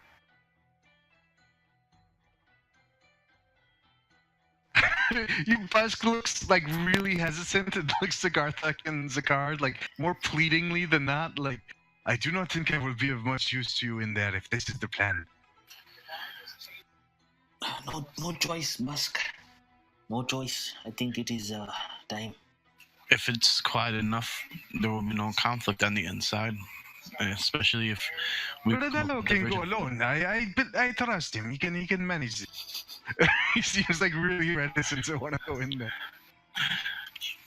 And if he messes it up, we're totally out of luck. He needs somebody in there to help him along the way. You know the upper echelons better than any of us. If you would like to stay outside the door, you do so. And that way, anyone who comes to the door, you can tell them, my master is in there. Fine. Busk looks really defeated, like he absolutely did not want to go in there. Like, fine, I will accompany you in there. When you guys do the deed, we will need a signal so we can start our diversion. The mark on Aloe's face, what is it again? It was like the Skull and crossbones or something. Yeah, well, just the bones. Yeah. Mm-hmm. Bones. Okay, so I've got the book, right? Mm-hmm. All right. Aloe, when we get in there, I am trained in medicine, and I will examine her. This is why I'm with you. Yes? Yes, this is exactly why you're in there. And we should cover up your mark. Yes, let's do this now. All right. So the plan is, me and Aloe go inside. We try to get to see this woman. We slit her throat the moment we think we can get away with. Meanwhile, you stay outside and cause a distraction. Not sure exactly. We depart her balcony, and then we all meet up back at the edge of the city. I think when you guys do the deed and you give us a sign to start the diversion, you guys should both go to the balcony so we can do the diversion. And we'll know that you guys are ready to depart. Very well. Let us do this then. Let us be off.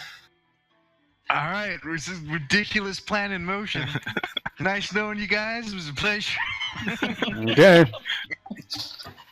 I'm gonna lean in this car as they're doing their thing, and I'm gonna tell them that when they come to the balcony, I need you to start running really fast, and I'll give you a head start.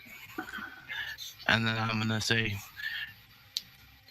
I'm gonna call out to any guards that may be around in earshot that there's a runaway slave, and there's a reward for your capture, and that would hopefully pull some of the slaves out to pursuit. Very good. Okay. It's fine. So I am wearing the proper attire now, and I have makeup covering the tattoo, the slave tattoo on my face. Mm-hmm. So the foyer's open. You can walk up there. I don't have any control over my character. Okay. That's weird. So, but... by the way, I'm gonna mention to the car, or to Garthak, I do not think they will care. These are not city guards. No, but they are slaves, and coin speaks to slaves. This is a gamble. If that doesn't work, I'll stick one and run myself. Good. Wish me luck, friend. Gentlemen, Good luck, friend. I bring my slave with me. We are here to enjoy the pleasures of your most prestigious hall that you have. So there's two guards to each side of you on the inside, and then there's a man in a tow car standing there with a pretty big beard, and it's master. What may I call you? Your name, sir? I am Master Alo. Please call me Master Alo. Alo. And he kind of makes a weird face, like that's a strange name for someone, but nods. Do you disagree with my name, servant? I am not a servant. I am a free man. And he kind of looks at you. I mean, he's wearing a tow car, right? So he kind of looks at you cross, and then looks at Busk, and then looks back, and he's like, do you have the money? And he pulls out a silver coin, and he kind of rolls it between his knuckles. And he says, Here is one solid silver coin. And he puts a hand up to you. That is not for me to take. Our rules are you give it to your performer, and they decide the worth based on the man. Well then, you are simply wasting my time. Let me buy so that I may give it to who it belongs. I will see if she is occupied. I want you to roll me deception bluff. Can I assist in any way, shape, or form? How are you going to assist? Oh, by just looking incredibly deferential and afraid of him. Sure, you can give him. What's your deception for? Mine? Yeah. I don't think. Deception is the base. Yep. Yeah. So he would roll an 11. That so if you had a 4 with an assist, that's a +2. So it's basically half your deception, which I think your deception's 4. So It's 4. Yeah. 11. So that's good enough to get in the door. Very well. Come to the waiting room with me. And then he walks towards these stairs, and you follow him up them as the guards kind of watch you. Let me move your tokens in here. Whoa.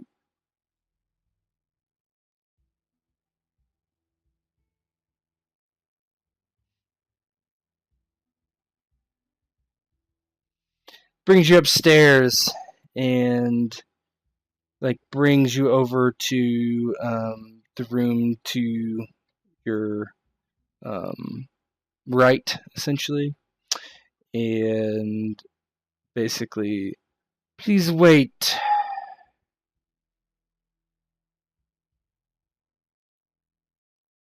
We would wait, but we won't wait long. You will wait until she is ready, or you will leave.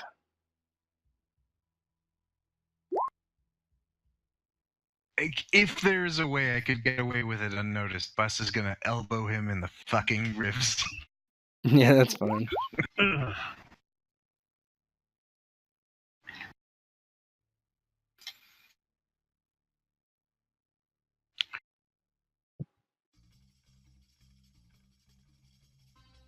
So, if you want to move your tokens in here, I can. It's fine. So you're taken in here, and for a few minutes, you wait for probably 25 minutes, a half an hour, and he finally comes back, and he's like, "She said she will see you." And Aloe kind of juggles the coins between his knuckles one more time and then flips it up and said, I figured as much. Yes, sir. She sees everyone to determine their worth. I have no control over Aloe. I get you. Alright, taking in here. Let me fix your token. Your token's broke, but whatever. Yeah. Okay, so you're taken into the room, and as you come in, you're kind of surprised. You do see the woman.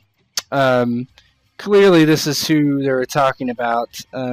She is beyond beautiful, and wears red, pale skin, dark hair, has a essentially some jewelry around her forehead, but there's also a male in there sitting next to her, young, sitting beside her, looking up as you walk in. She stands and bows. Master, my courtesan has brought the coin you have offered, 1 silver. Yes, for 1 silver, though. I did not think there would be another gentleman sitting here and sniffing our leftovers. Oh. It takes all of Busk's self-control not to just break down at that point. Who is this gentleman you have sitting in here who should be out on the streets? Quick Now. question though, is there a balcony? There is a balcony from off to the back of her where she's placed on the... I only ask because I came with the intent of getting to know you and only you, and not your pets. Do you require privacy? Is that why you brought your slave? My slave shall wait outside the room. What shall your man do? Would he also wait outside the room?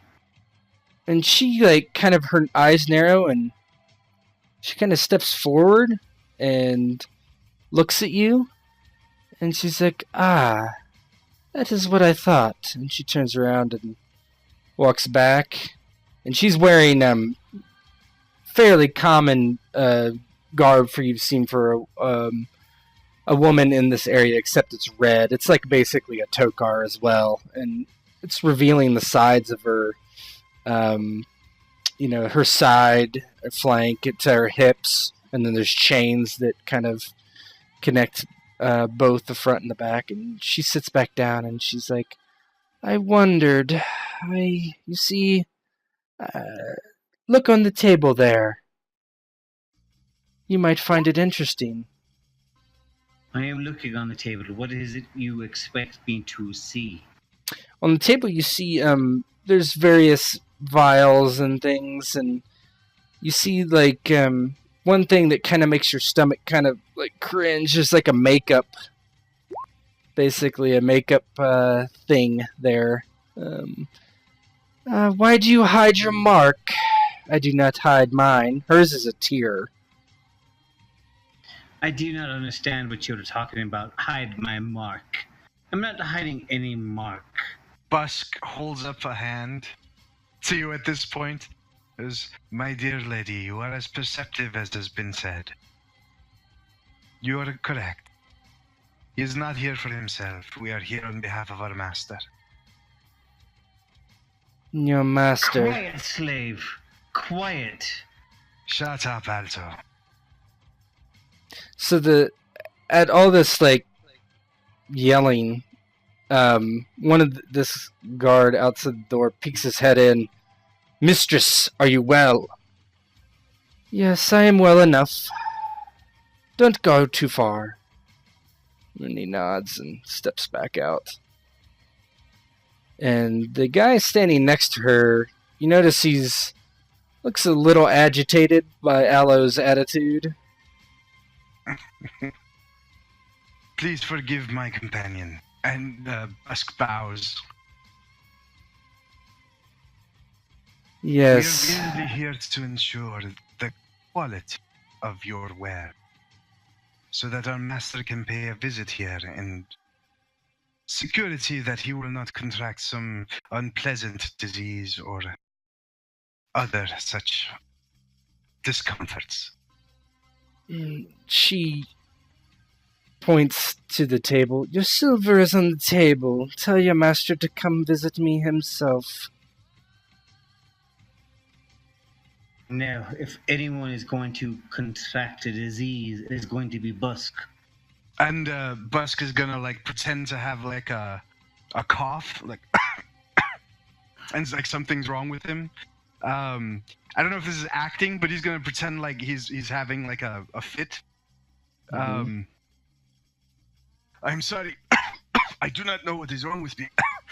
I need some fresh air, I think," and starts to make his way towards the balcony. "Excuse me, please." Is that an acting role or something? I don't know. Yeah, go ahead and do deception act. Yeah, let's do that. I actually have that skill, but Versus her, she's gonna wear her awareness empathy. Okay. So she steps out of the way and lets you exit onto the balcony. is the balcony over here? Yeah, it's Throw open the balcony windows. it's you can walk out there, right? Mm. It's like 3 feet out. So you pass her, and she kind of looks at you and looks back at Aloe, kind of disapprovingly. Once I'm out on the balcony, I look around for my friends and pretend to take some deep breaths, like, to keep up the act, but like see if I can see them. Yeah, you see him Down walk. below. You see him out there, kind of standing in wait. I kind of do this like motion with my hand really fast, pretending like it's holding in a cough or something, but like for them to see, like waving them up.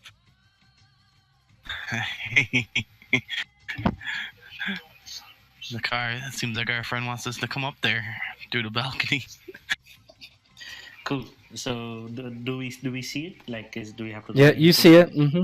Okay. Are any of the guards that patrol this area close by right now? Not currently. They're on the other side of the building, as far as you can tell. Okay. So what's the test for climbing? You need to roll athletics climb. If you don't have climb, then just athletics.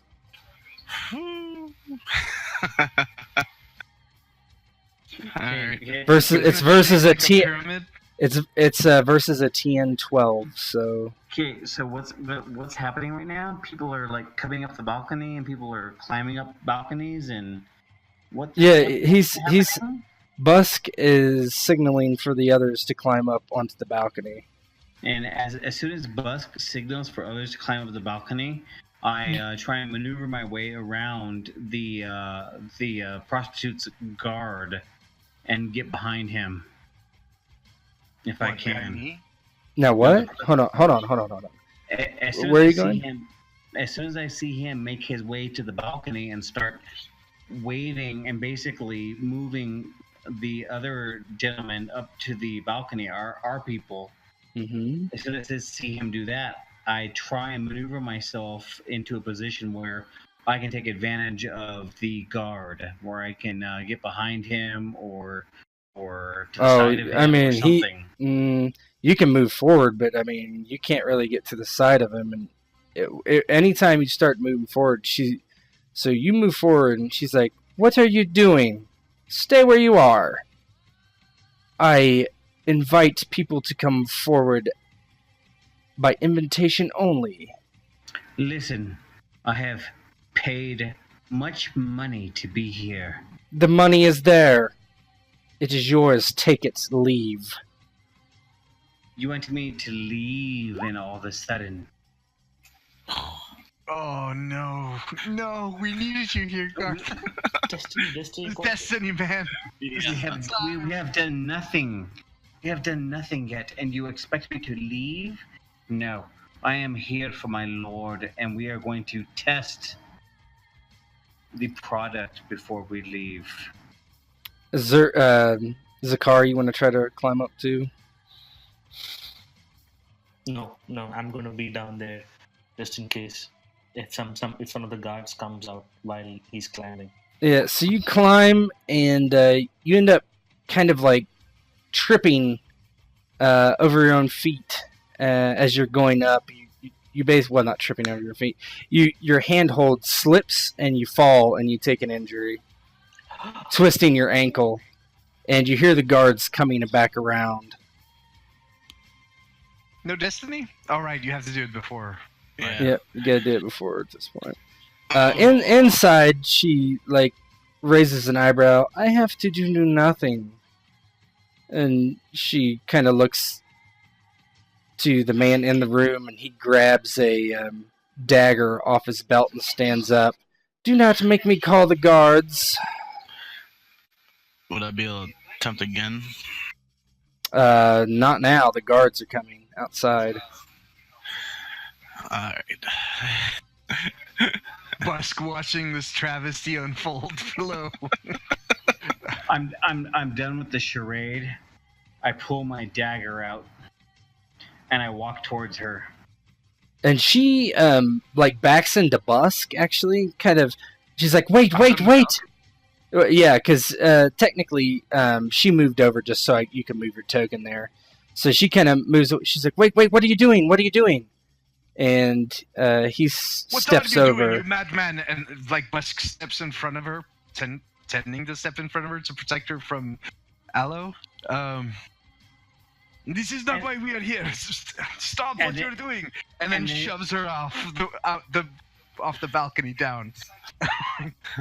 Okay, so pretending to protect her from Aloe, he steps in and then just whoop.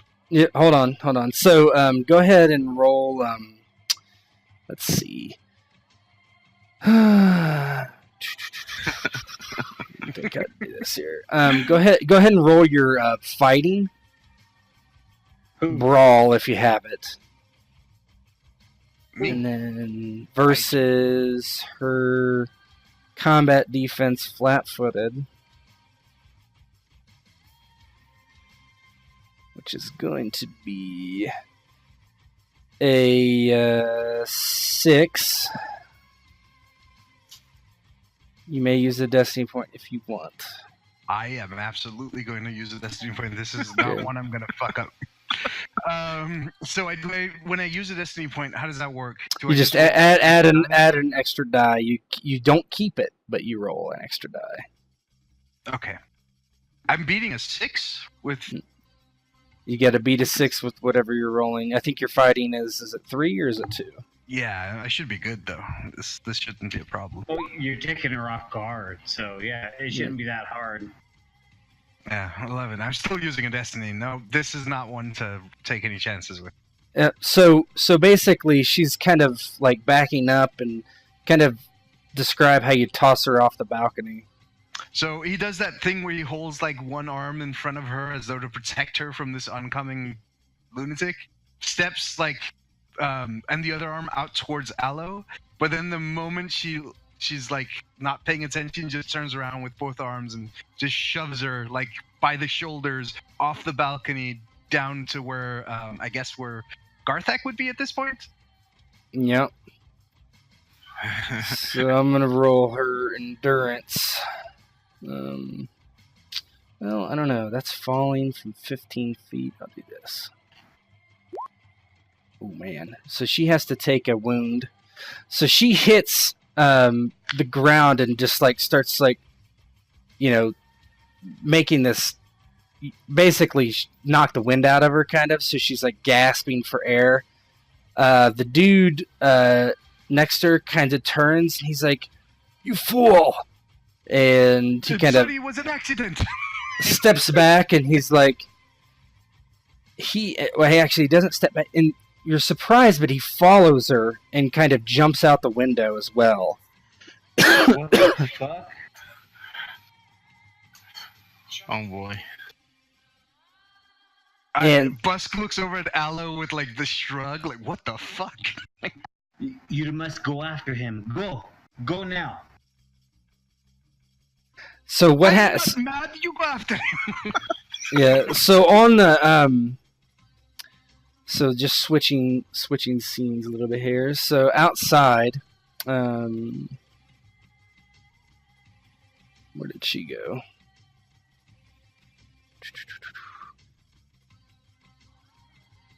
So you two are over here. The guards are about to come around the corner. What do you do? You've not changed the. Oh, I'm the sorry. scene. Yep, sorry. So the guards are coming around the corner. We're all laying there. He's down there too. How does he look after jumping down? He hits pretty hard, but gets up to his knees pretty quickly, and he kind of sees you there, kind of in the kind of same position he is, kind of that kind of face to face, and he's like, "No, you have to help us escape. We should all escape. Don't kill her." At that point, Zakar looks at Garthak and he says, See, maybe that is what we need to do. Maybe that is not what is required today. Maybe save a life, and get away from this place. We have a boat. We have a boat waiting. We were waiting till tonight to leave. All of this is unheard by us upstairs on the balcony. Yeah, you did not hear it. Okay, at this point, I think like he would have gathered enough courage. It's the craziest night of my life. He's just gonna jump out, trying to land on top of the dude, essentially. Go ahead and roll agility. Geronimo! Agility acrobatics. Oh no.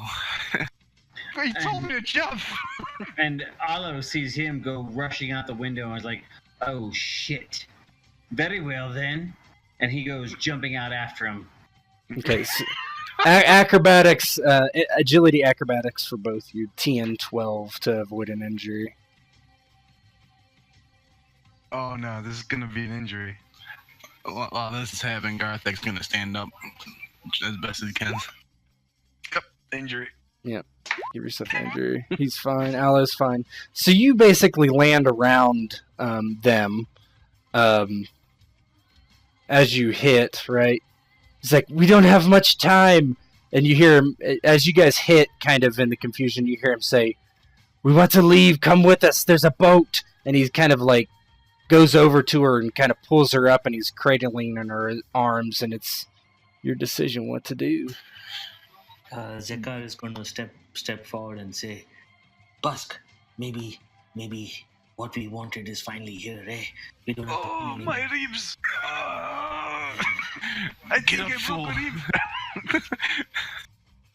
Garthak's gonna pull him up, and he's immediately gonna say, let's go before the guards come." What is happening? Hey, see, I think they always wanted to escape. So let them escape, right? And maybe we can also go.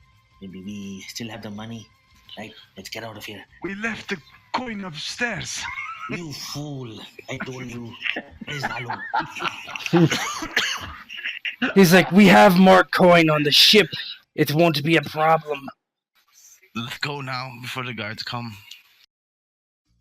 What's Bus gonna do? Bus gets to his feet. Yeah, he's gonna get to his feet holding Wait. his ribs. What is it you are saying? We are going to save this woman? No, we must kill her now. We must kill her as she stands, right here. Shut your mouth, Alo. now. We do not need to kill her if she is leaving. If you kill her now, we all have to fight the guards, and we are dead either way. Shut Because up. once We do not have time for this. Let's go. Start. Run. Lead the way, quickly. Garthic's gonna start pushing whoever's not moving towards the way everybody's running.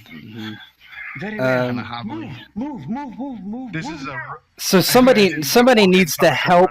Somebody needs to help him move her because she's pretty fucked up after that. So somebody give me athletic strength versus a TN.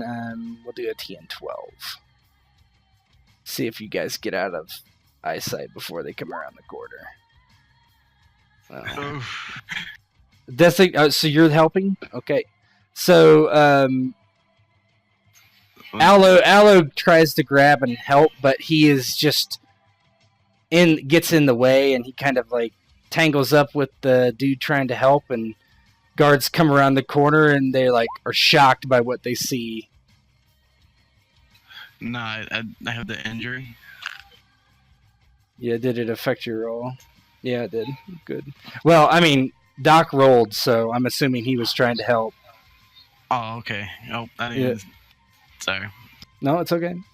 So they come around and spot you, and they're, what the hell's going on here? And they draw their weapons. What are you guys going to do? Zakar is gonna say, well, maybe there is dead there tonight, so run away, you fools. And then he turns around and will start firing his crossbow at the guards. Okay, so you're going to initiate. Okay, so let's roll initiative. So there should be a macro. Click on your token, and you should just be able to click the initiative button, and it should work. Roll dice think we need modified. a Do I do a tracker. minus? 0. 0. It should populate the tracker. Yeah.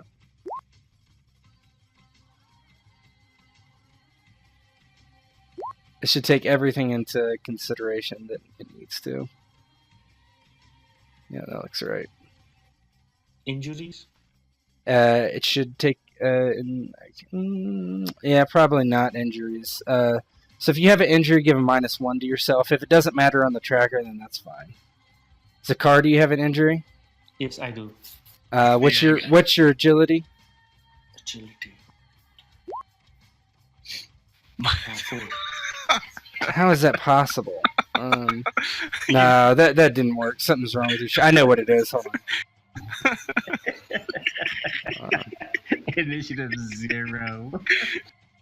Oh no. Try again. Alright.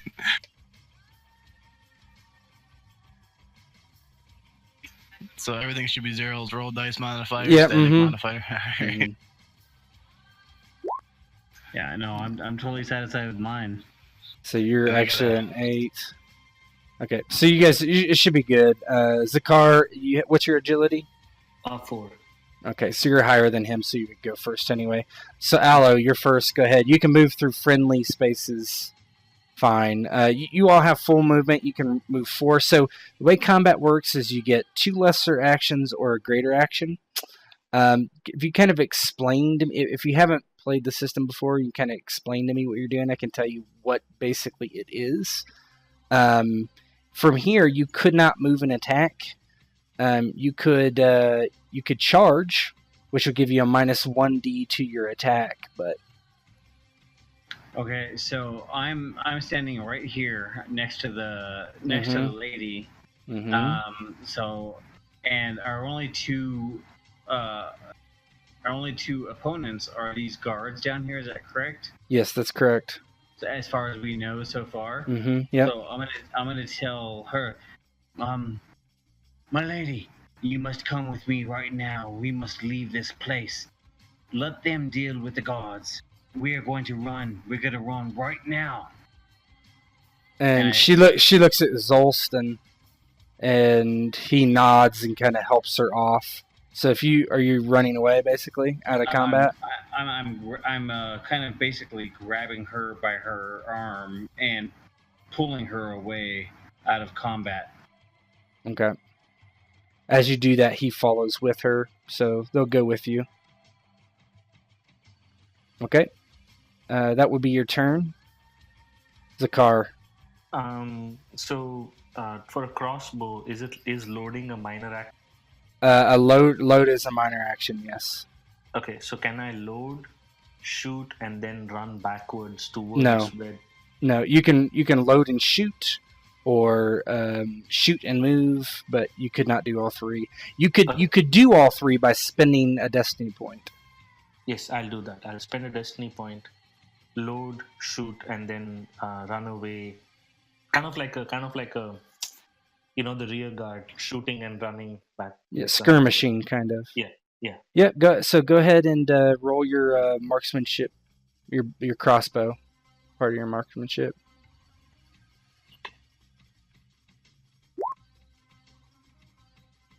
18. That's a pretty good roll. Let's see. Their combat defense is... That's a really good roll. 8, 3 degrees of success. So there's a table. I haven't memorized, but there's a table of degrees of success. 10 higher than the combat defense is 3 degrees of success. So they take... your damage is what? It says 1 test, 6 damage. Yeah. Should I roll it? No, you're good. 6 damage. The one test is you clicked roll off your weapon, right? Oh no, I clicked roll off the marksmanship. Okay, so should I click roll off the weapon? Yeah, in the future, yes, but we'll just go on. That's fine because I think you're what's your crossbow? Because what's your crossbow skill? A marksmanship crossbow. Yeah, what's the number next to crossbow? One. Oh, okay, then it's fine. It doesn't matter. It's the same either way. So 6 damage times 3. So that's 18 damage. His armor is 3. So that's 15 damage, which would kill him, I'm pretty sure.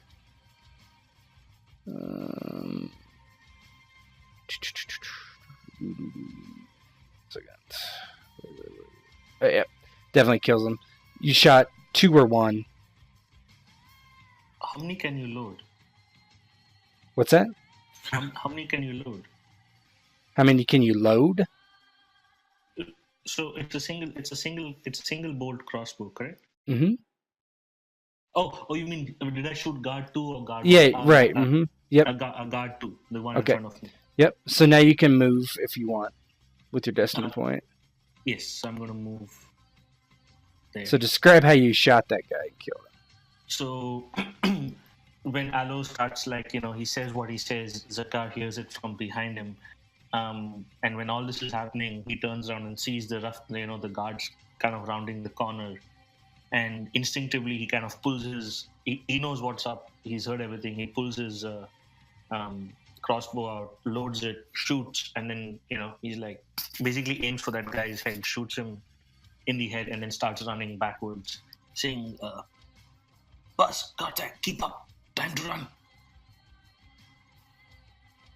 Okay, so it's this guard basically screams at the top of his lungs, "She's escaping! Slaves! They're escaping!"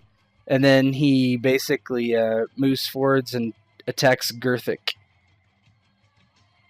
Okay. Gerthic, what is your combat defense? It says 2, but I'm not 2? sure. No. Are you? No, it shouldn't say 2. So combat defense, if you go in your on your combat tab, it's the top there to the right. Combat defense. It's above the 2. The 2 is a modifier for your shield. It's the 11. Mm-hmm. That's actually white for me right now. It's white for you? Yeah, no, it's 11. That's okay. So this guy is charging you with a flail. This huge, ugly flail. 22, and you're 11. That's 3 degrees. Jesus Christ, that So was a huge hit. That's a damage of 9. So that is 27 damage. Your armor is leather. That would be 24. You can either take a wound or die.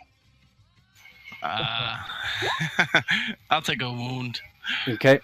So mark your wound on your sheet, but do not roll anything off the sheet from now on because it does not do wounds correctly. Wounds so an injury just gives you a flat -1 to your roll. A wound means you keep 1 less dice when you roll. So, for instance, if you had fighting 4 and long blades 3, which is I think what you have, normally you'd roll 7 and keep 4. If you have a wound, you roll 7 and keep 3. The sheet assumes you roll 1 less dice too, but that is not correct. That is not how the system works. You still roll all your dice, you just keep 1 less. So basically, he runs up and swings his flail overhand, and you move your shield to get it in the way, but it's too slow, and it just smashes down on your left shoulder. And then you are up. Oh, boy. Alright, so I'm going to get a guard one to engage me. I'm going to have to fight to the death, apparently. Yeah, you got to swing back. Like Alright, so when I do my attack, so so you have 2 lesser actions to work with. So you have, I'm assuming everybody has their weapons out. So my suggestion is to use an aim. Aim is 1 lesser action. A standard attack is a lesser action. So if you use an aim, you get a bonus die. So what you're looking at now is you would roll 8, keep 3. Because your wound, roll 8, keep 3, -1 for a wound and injury. Alright, so I would do.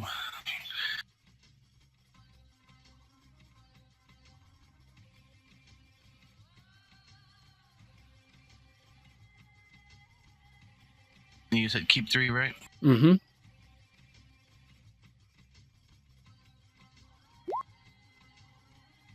All right. Nice. 8. 2 degrees of success. 2 degrees of success. What's your damage? 5. So 10. So he takes 7 damage. Doesn't kill him. Isn't enough. So, yep, he takes 7 damage. So basically, you slice into him. He kind of staggers, but doesn't fall. I'll get you next time. That was a good hit. That was a really good hit. Busk, what are you gonna do? Ah, Jesus. Garthik just got walloped upside the head by a. I'm not leaving him. I'm just not leaving him. Busk is gonna step down here and attack the guard with his quarterstaff. Okay. Like in a piddly way too, like kind of like just multiple small hits on the helmet, you know, like get away, you bastard! He's clearly never fought a day in his life. Guy's just gonna look over at him like, fool, you should have ran with the others. But he hasn't fought a day in his life, but he is loyal, so he's not gonna run. And you have an injury as well, so you can roll off your sheet and that would be fine. Yeah. Just roll the quarterstaff. Oof. What hits? Nice. That is actually 2 degrees of success. What's your damage? 2. So 4 damage -3, hit him for 1. That's still not enough to kill him. So you hit him on the helmet and it like turns it sideways and he kind of like knocks it off his head and just like glares at you. I kind of like when he glares, Busk actually takes a step back in like fear. Like, oh no, what did they do? So Aloe is out of the combat. Is that correct, or you could still re-enter it, I suppose? As he is kind of like escorting her around the corner. Mm-hmm. In all the commotion and everything that's going on, she's trusting him now, and he's escorting her around the corner. He pulls his stiletto out and he puts it under her ribs and stabs her. All right, roll your attack.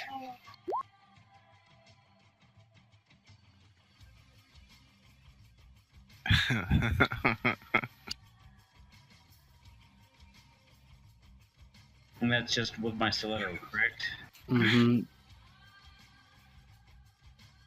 Yeah, stiletto has training, so make sure you use, yeah. So 15. Can she take another wound? I don't think so. Yep. So you basically stab her in the side, and she just like kind of looks surprised, and she kind of like reaches down and kind of like grabs the blade, and blood's like all over her hands, and as she grabs the blade and blood is all over her hands, she looks into my eyes. I look back into her eyes, and I wedge it in deeper, and I twist it, and I say, I am sorry.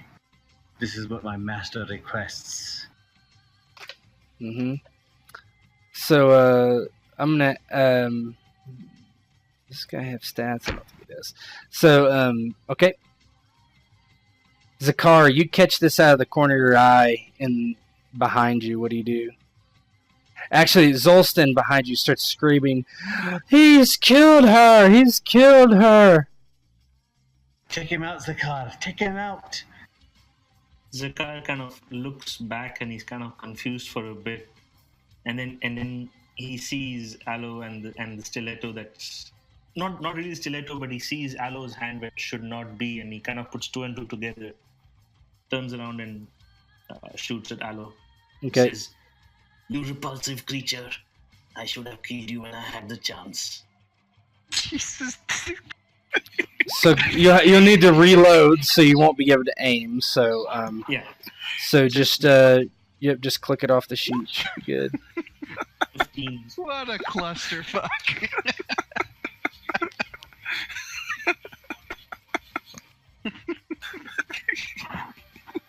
15 to hit. You roll 15. What's your combat defense there, Aloe? Excuse me, I'm sorry, say it again. Your combat defense, what is it? My combat defense. It's 11. 1 degree of success, so you take 6 damage. What your armor is 1, so you take 5 damage. Do you want to take an injury or a wound? Wait, who's fucking hitting me? Where did that come from? Zakar shot you. Zakar shot me. Mm-hmm. What the fuck is going on? He didn't like that, apparently. Your health is 11, so you can take all that without any negative penalties to yourself right now. Yeah. Okay then. Okay, let me pull my character up again. So I am taking what? 5 damage. 5 damage. I put it in under your combat, under your health there. Now 5 damage. You have a total of 12 right now. That's your total hit points. So you'll be at 7. That doesn't negatively impact you in any way currently. If you take an injury, you take -1 to all your rolls. If you take a wound, obviously you would 1 dice. So.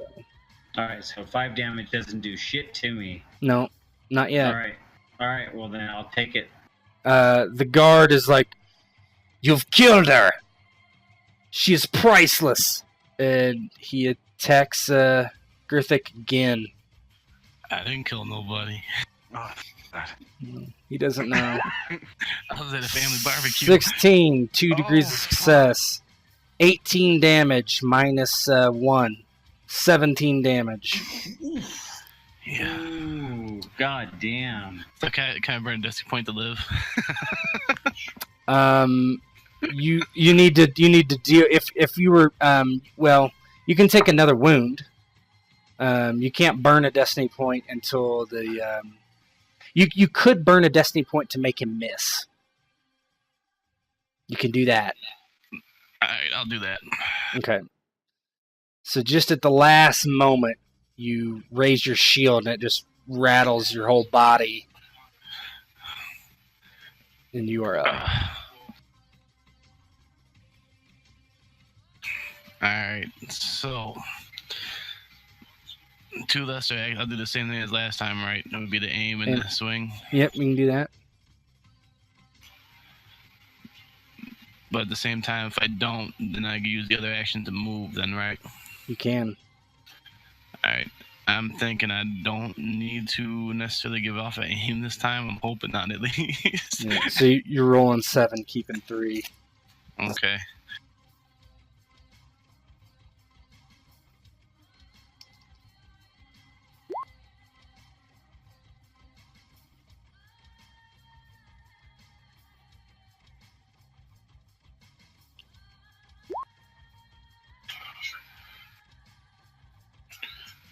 Alright, and that'll be 16. How do the 16. degrees work, by the way? So, meat to 4 above is 1 degree. Great 5 to 9 is 2 degree, and this is greater than your target number. 10 to 14 is 3 degrees, and higher than that is 4 degrees. Okay, So- it's every 5, really. Yeah, every 5. Yep. So that's going to kill him, I'm pretty sure. So yeah, describe how you kill him. I'm gonna lower my seal down after taking the hit, and I'm looking for that weakness. And he shows it. He glances away, and I stick my sword right into his armpit. Alright. And then lean into him. And his body just kind of falls off your blade and crumples to the ground. Busk, what are you going to do? There's fighting behind you and screaming and chaos. Busk was entirely preoccupied by this crazy lunatic that just smacked Gerthuk upside the head. He probably hasn't noticed yet, but the moment Gerthuk kills him, breathes a sigh of relief, turns around to run, and then sees what, all the shit that's been happening. Yeah, Gerthik with his leftover will start moving towards the scrum, I guess. Yep. Oh, So, yep. You are. Yeah. You do have. How far does he move? You can move up to 4 squares. Okay, and he moved up. And then he kind of realizes what happens. Yeah, she's dead at Alo's feet. So now you guys can tell that Zakar is pointing his crossbow at Alo, and Alo has a crossbow bolt in his shoulder. Right? He's injured too. Now My brothers, help me! Zakar, he is trying to kill me. I have completed our job. I have completed our mission. He is trying to kill me. Help! Help! Busk takes a look at the dead woman. Does she look dead? Oh, she's dead, covered in blood. You like her red dress or whatever you want to call it is stained with deeper red, and it's like sticky, and her eyes are open in shock and awe. And this guy is just cradling her and crying and hysterical. I will say this once for all of you to hear. If we do not run now, we will all die. So run! I don't care what happened. Run! I'd And then agree. he's just going to continue running for whatever his movement will take him. Okay. Push past his friends. Yeah, I'll assume Busk is out of the combat. What does Alo do?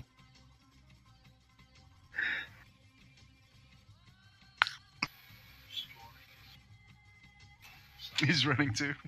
Boom. Bye. Yeah, you can run up to 16 if you're sprinting, if you're just moving. Yeah, you can just say you run, and we'll figure that. Zakar, what are you gonna do? Are you gonna keep going after Alo, or are you gonna?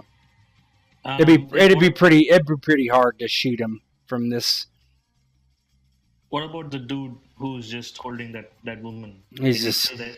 Yeah, he's still there. He's crying, holding her. Just. He's in shock. He's holding her. Mm-hmm. He's like, Zakar will say, "You fool, get off your feet. What is done is done.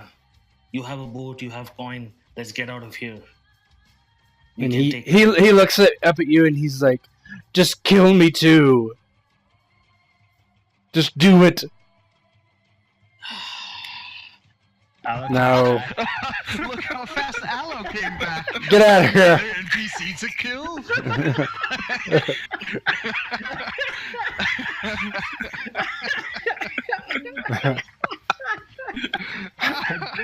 I tried.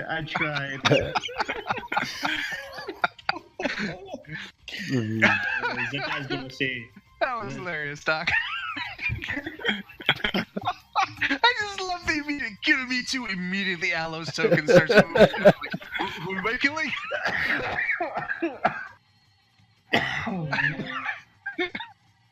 What is the car doing? Can I do something to drag this idiot off her and pull him along with us? Yeah, you can try. Okay, what would that be? Athletics? Yeah, I would just say you can move him, but you can only move 4 squares per entire turn. That's fine. So Because he has a boat, at least that's what he said. So that's what he hopefully said. that's a way. So that's an interact, basically, would be your lesser action and then move. So Yeah. I'll move him with you. So at this point, I would say everybody has a chance to escape if they wish. Yes, Aloe wishes to escape. Yeah. So what are your plans now, as you've completed your mission? My plan is to go back to the master and tell him that I am the one that actually slit her throat, and I killed her just as he requested. My plan is to go to the boat. Yeah, Zakar is gonna go. If there is a boat, he's gonna go to the boat. If there is no boat, he's gonna kill that dude. And If then we're doing the Zakar's gonna- summary recap version of this, Busk is going to try his hardest to convince Aloe and Garthik to come with him back to the master. This is insanity. You go. No, I'm in no hurry. Go ahead and roleplay it. Aloe is going back to the master with you. Yeah, but you kept running, right? Like Busk isn't leaving these other guys behind. No. Aloe's going back to the master. Okay, that's fine. So Busk, go ahead and roleplay with Zakar and Garthik. Okay. Busk is gonna. Well, I'm assuming we're ways down in an alleyway. Yeah, far yeah. away, You're safe. it's in the middle of the night. You're hidden. Yeah, taking a breather. You know, like maybe on a knee, breathing deeply, not being in good shape.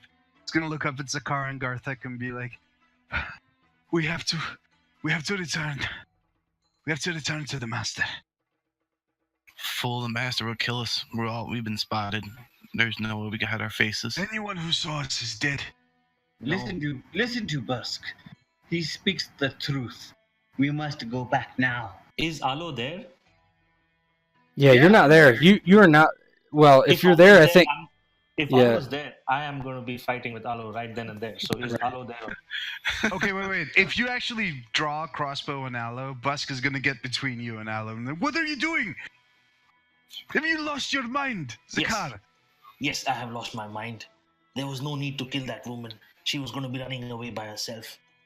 All we wanted would have been done without. That was our job.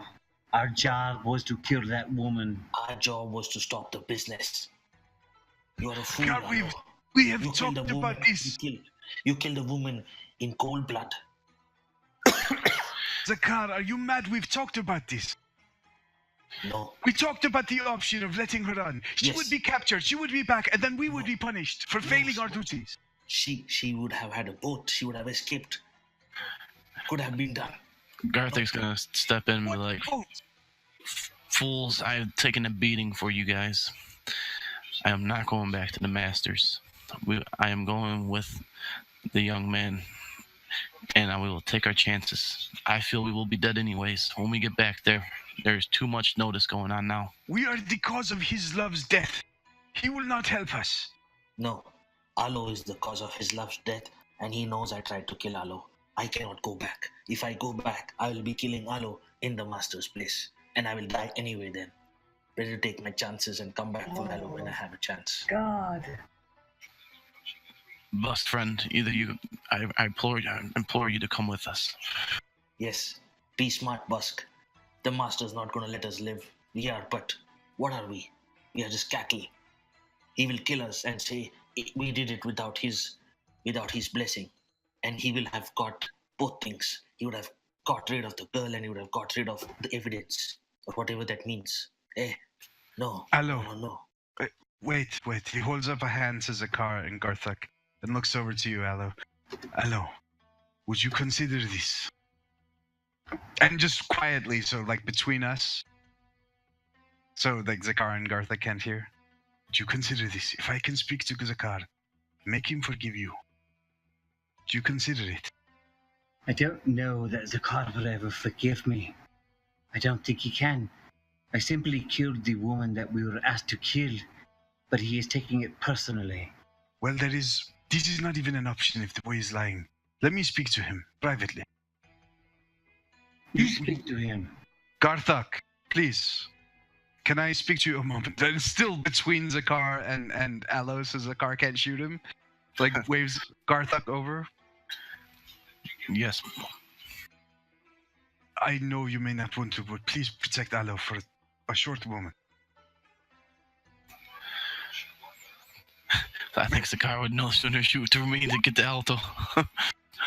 No, yeah, he Zakar wouldn't will be like pacing back and forth, like fuming, but not want to hurt Garthak in the process. He's just pacing back and forth. Busk walks over to the kid and goes, whispers really quietly in the kid's ear. Do you have this boat? He looks up and his eyes are like as red as, that woman's blood, and he's like, "There's a boat. We had it ready. Why did he kill her?" I do not know, my friend. But I will talk to him. We can perhaps settle things. And he just looks at you, kind of just grimaces and just kind of begins to whimper.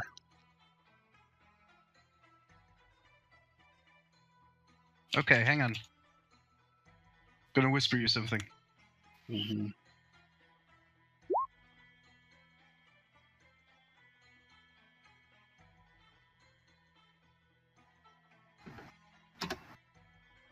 What does he nod?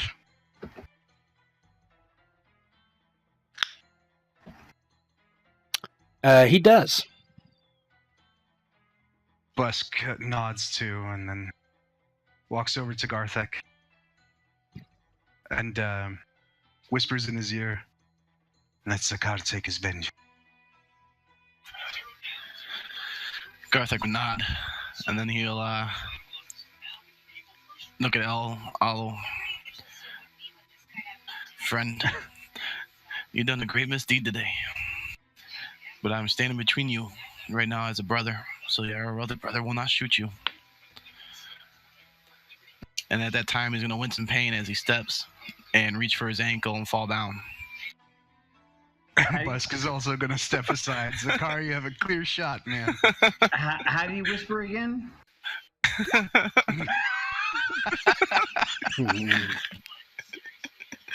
Oh, damn. Yeah, it's not much. That's not enough to hurt, really. It's 5 damage again. So he shoots you. What does Aloe do? So Zakar shot at me? Yeah, he shot you. You took 5 damage again. But you could run off now, and I don't think they would be able to, unless they gave you chase. So as he shot at me, and I took kind of a shot in the shoulder there, I look up and I look Zakar right in the eyes, and I think, brother, has it really come to this over a woman you have never laid with? And I rush towards him with my stiletto, and I put it in his neck. All right, you can roll your attack.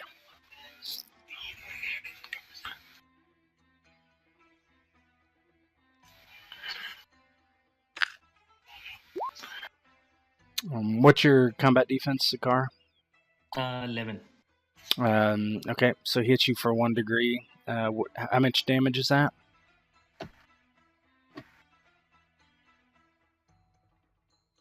Doc? Oh, I'm sorry. I thought you were asking him. Yeah, he wouldn't know. 2. Sorry, damage 5. Yeah, so he takes 4. So it's not enough to really hurt him either. So I put it in his shoulder blade and I dig it and I whisper into him, "Is this something that you want to continue over a woman you have never laid with?" And I push the dagger down further into his clavicle. What does Girthic and Bust do as these guys are fighting in the alleyway? Girthic fell to the ground, so he's gonna have to get up. So That's your interact. So you stand up. Now what? Yeah.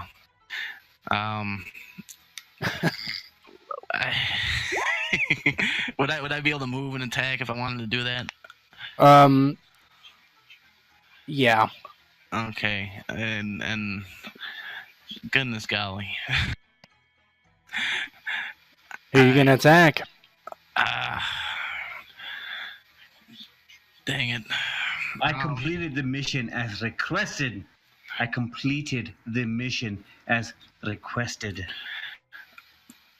Garthic's gonna walk behind.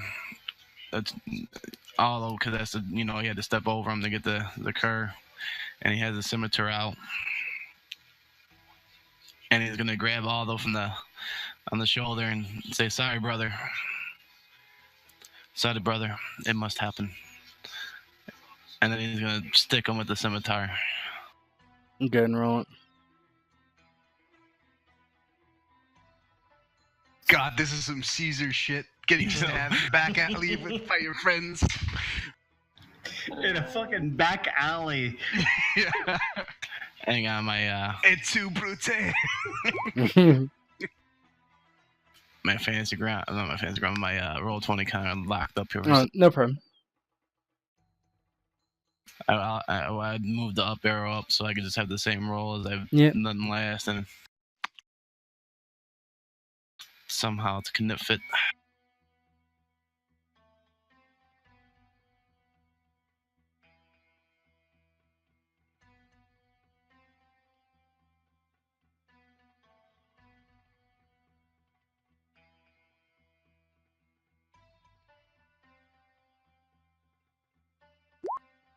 There we go.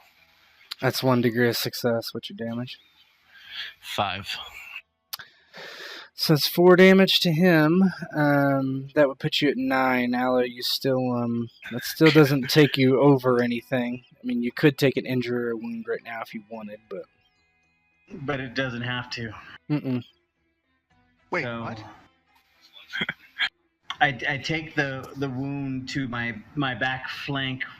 It's just a flesh wound, and it forces me to just pull my dagger out of the clavicle, and I want to stick it into Zephyr's neck. Busk's turn first. What does Busk do? How does this work exactly? He must have hit his health threshold by now, no? Mm-mm. He's only taken damage twice. He took a 4 and a 5. His combat shot twice and stabbed once. Did he get shot twice? He took an injury earlier, right? From falling, right? No, I think he landed it. No, he landed that. Yeah, I landed it. How does it work? I'm just curious. This is just Malphane being curious about the rules. So basically, I'm pretty fucking tough. No, I think we missed some damage somewhere because you did get shot twice. Yeah, didn't you get shot twice? Pretty sure you did. Right? Yeah, the car shot you twice. Yeah, he shot you when you. I think you should be at 14 damage. But what basically anytime you want, it doesn't matter what threshold you're at. But anytime you want, you can take an injury, which subtracts. If you take 1 injury, it subtracts your endurance rank from what you took. A wound will negate all damage you took that round, or from that attack. So you're at 14 right now, so you do need to take at least an injury. I'll take an injury, that's fine. Okay. So you take an injury, and your endurance rank is... And Caesar is still standing. Yep, so you're actually at 10 now with an injury. Okay? Okay, yep. He comes up behind me, and he tries to slice me in the back. but he doesn't have the courage to do it completely. No, it's actually Bus. It's Bus's turn now. So yeah, so it's just kind of a flesh wound. Oh man, this hurts me as much as it does Busk. But Busk with like teary eyes, like walks up. I'm sorry, brother. Just smacks you upside the head with his quarterstaff.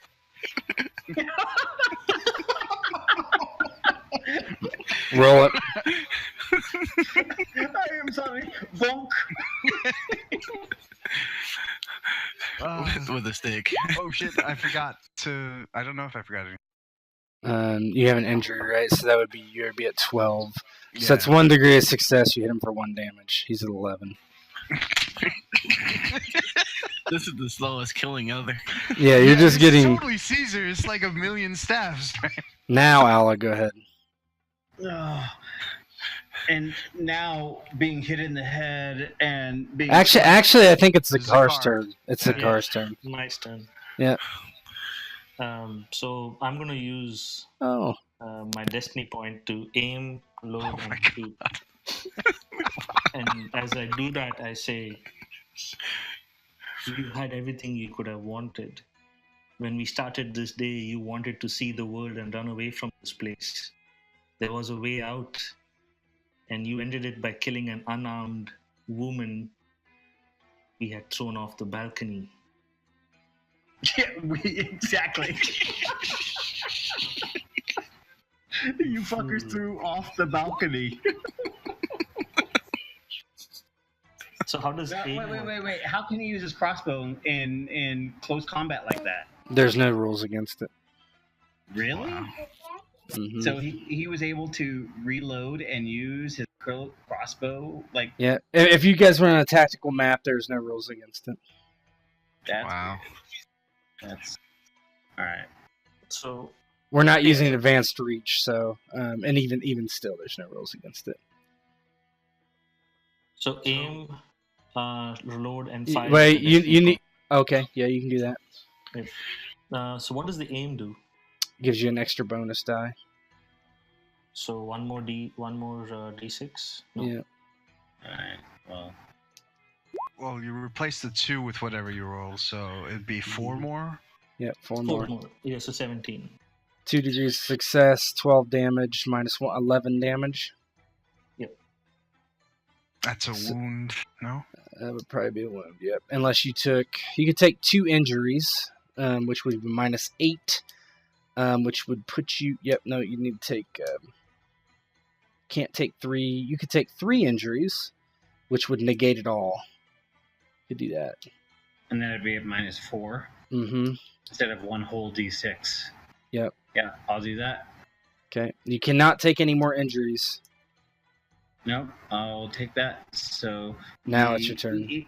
So in close combat, he somehow managed to break free, reload his crossbow, aim his crossbow, and shoot his crossbow, and gets me kind of halfway in the thigh.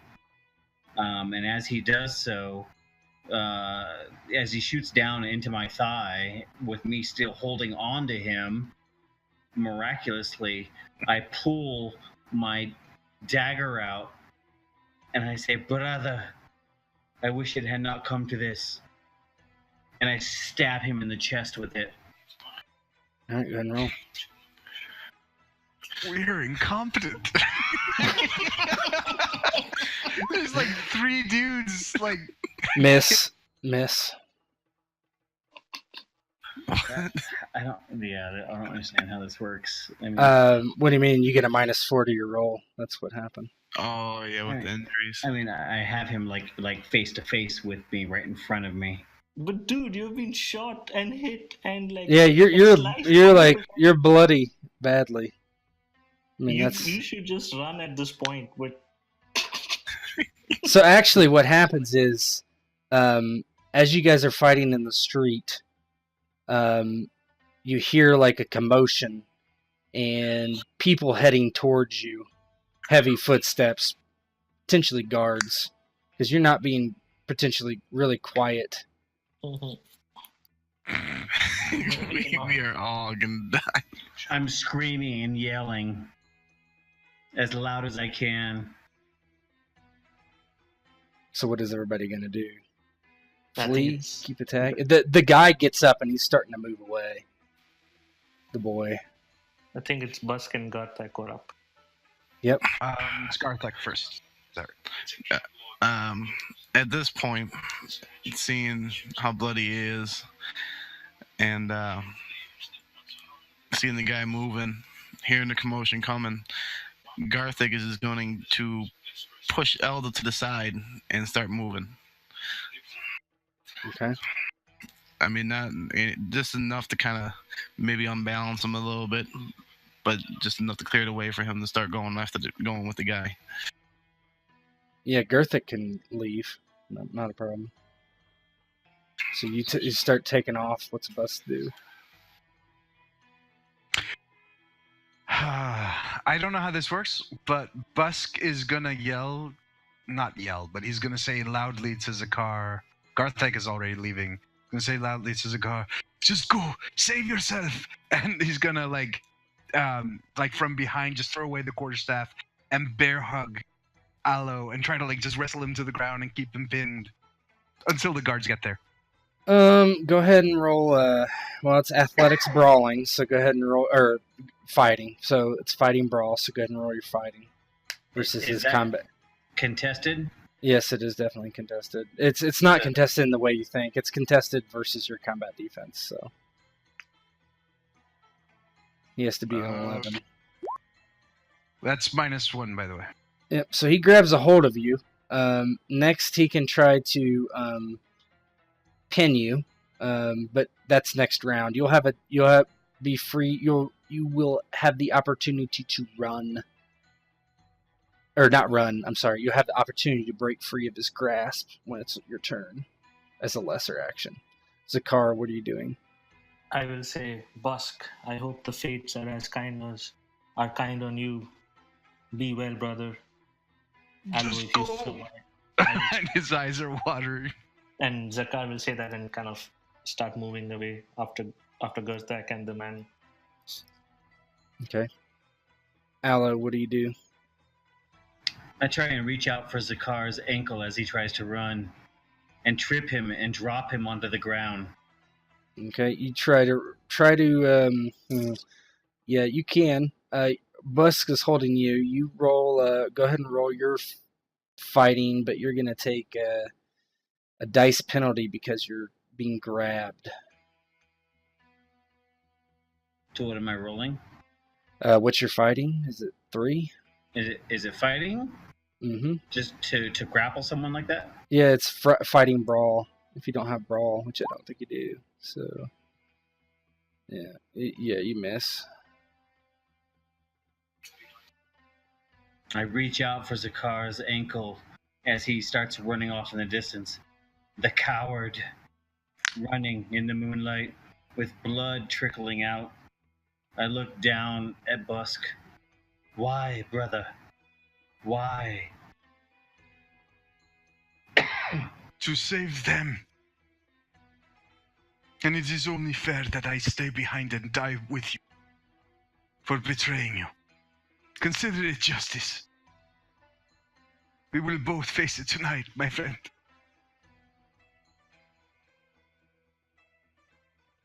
Okay. So Zakar and Gerthic, you're fleeing, correct? Yes. Okay. Correct. All right. So you head with the boy away from the alleyway. In a few minutes, or not a few minutes, a few seconds later, dozen guards come and quickly capture both Busk and Aloe. They're taken to some unknown place in the middle of the night, and you notice what you think are the guards from the tavern, and you're tortured until, well, go ahead and roll will dedication.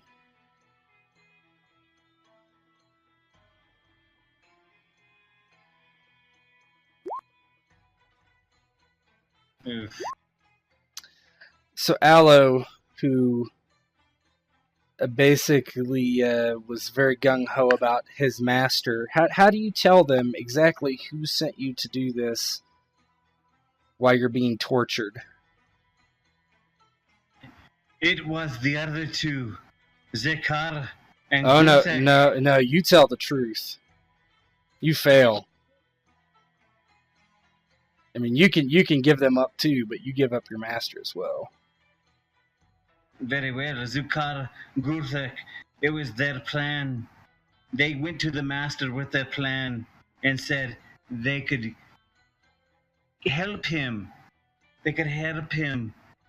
It was their idea. And the master, he went okay with the plan. He agreed with it. He told them to go ahead and do it. Zikar and Gurthek. It was them. It was all them. And Busk, you do not have. You can say what you will, but you're tortured just like Aloe. All he will say is, "Kill me." And amazingly, they don't. Not for a long while. And you're kept in a dark room in relative silence. Zakar and Gurthik, you reach the boat and board. And over the next few days, you're sailing out to sea. And one day, the captain comes out and basically asks where you would like to go. And he says, the boy says you did not harm the girl, that the other two are the ones that injured her, and so we will let you live.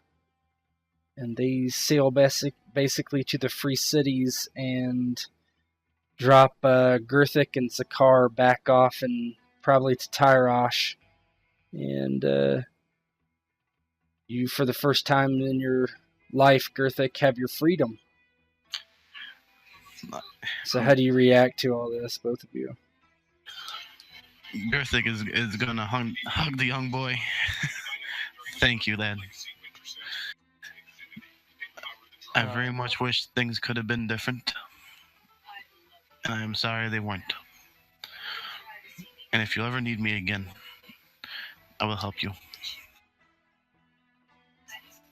And with that, he's gonna step off the ship, kneel down on the ground, and give it a big giant kiss. Zakar's going to look at the boy and he doesn't say anything. He says, hold no ill will to the other two. They were just following orders at the end of the day. Nothing can replace what we took from you, but hopefully maybe one day you can seek vengeance for what was done to you. Then kind of steps off and looks at Gurthak one last time and then starts walking away. Be well, Zakar. Be well, Gurthak. So the screen, there's a screen wipe, and you're looking over Yunkai. The camera kind of pans to out in the field before the ziggurat, the pyramid of your master, Zo Alazarin, and you see smoke billowing from the inside as the Yunkai slave soldiers besiege the pyramid. And out front are two wooden crosses with Aloe and Busk crucified before the army as they enter the pyramid to finish off the wise master who has betrayed the city. And that's it.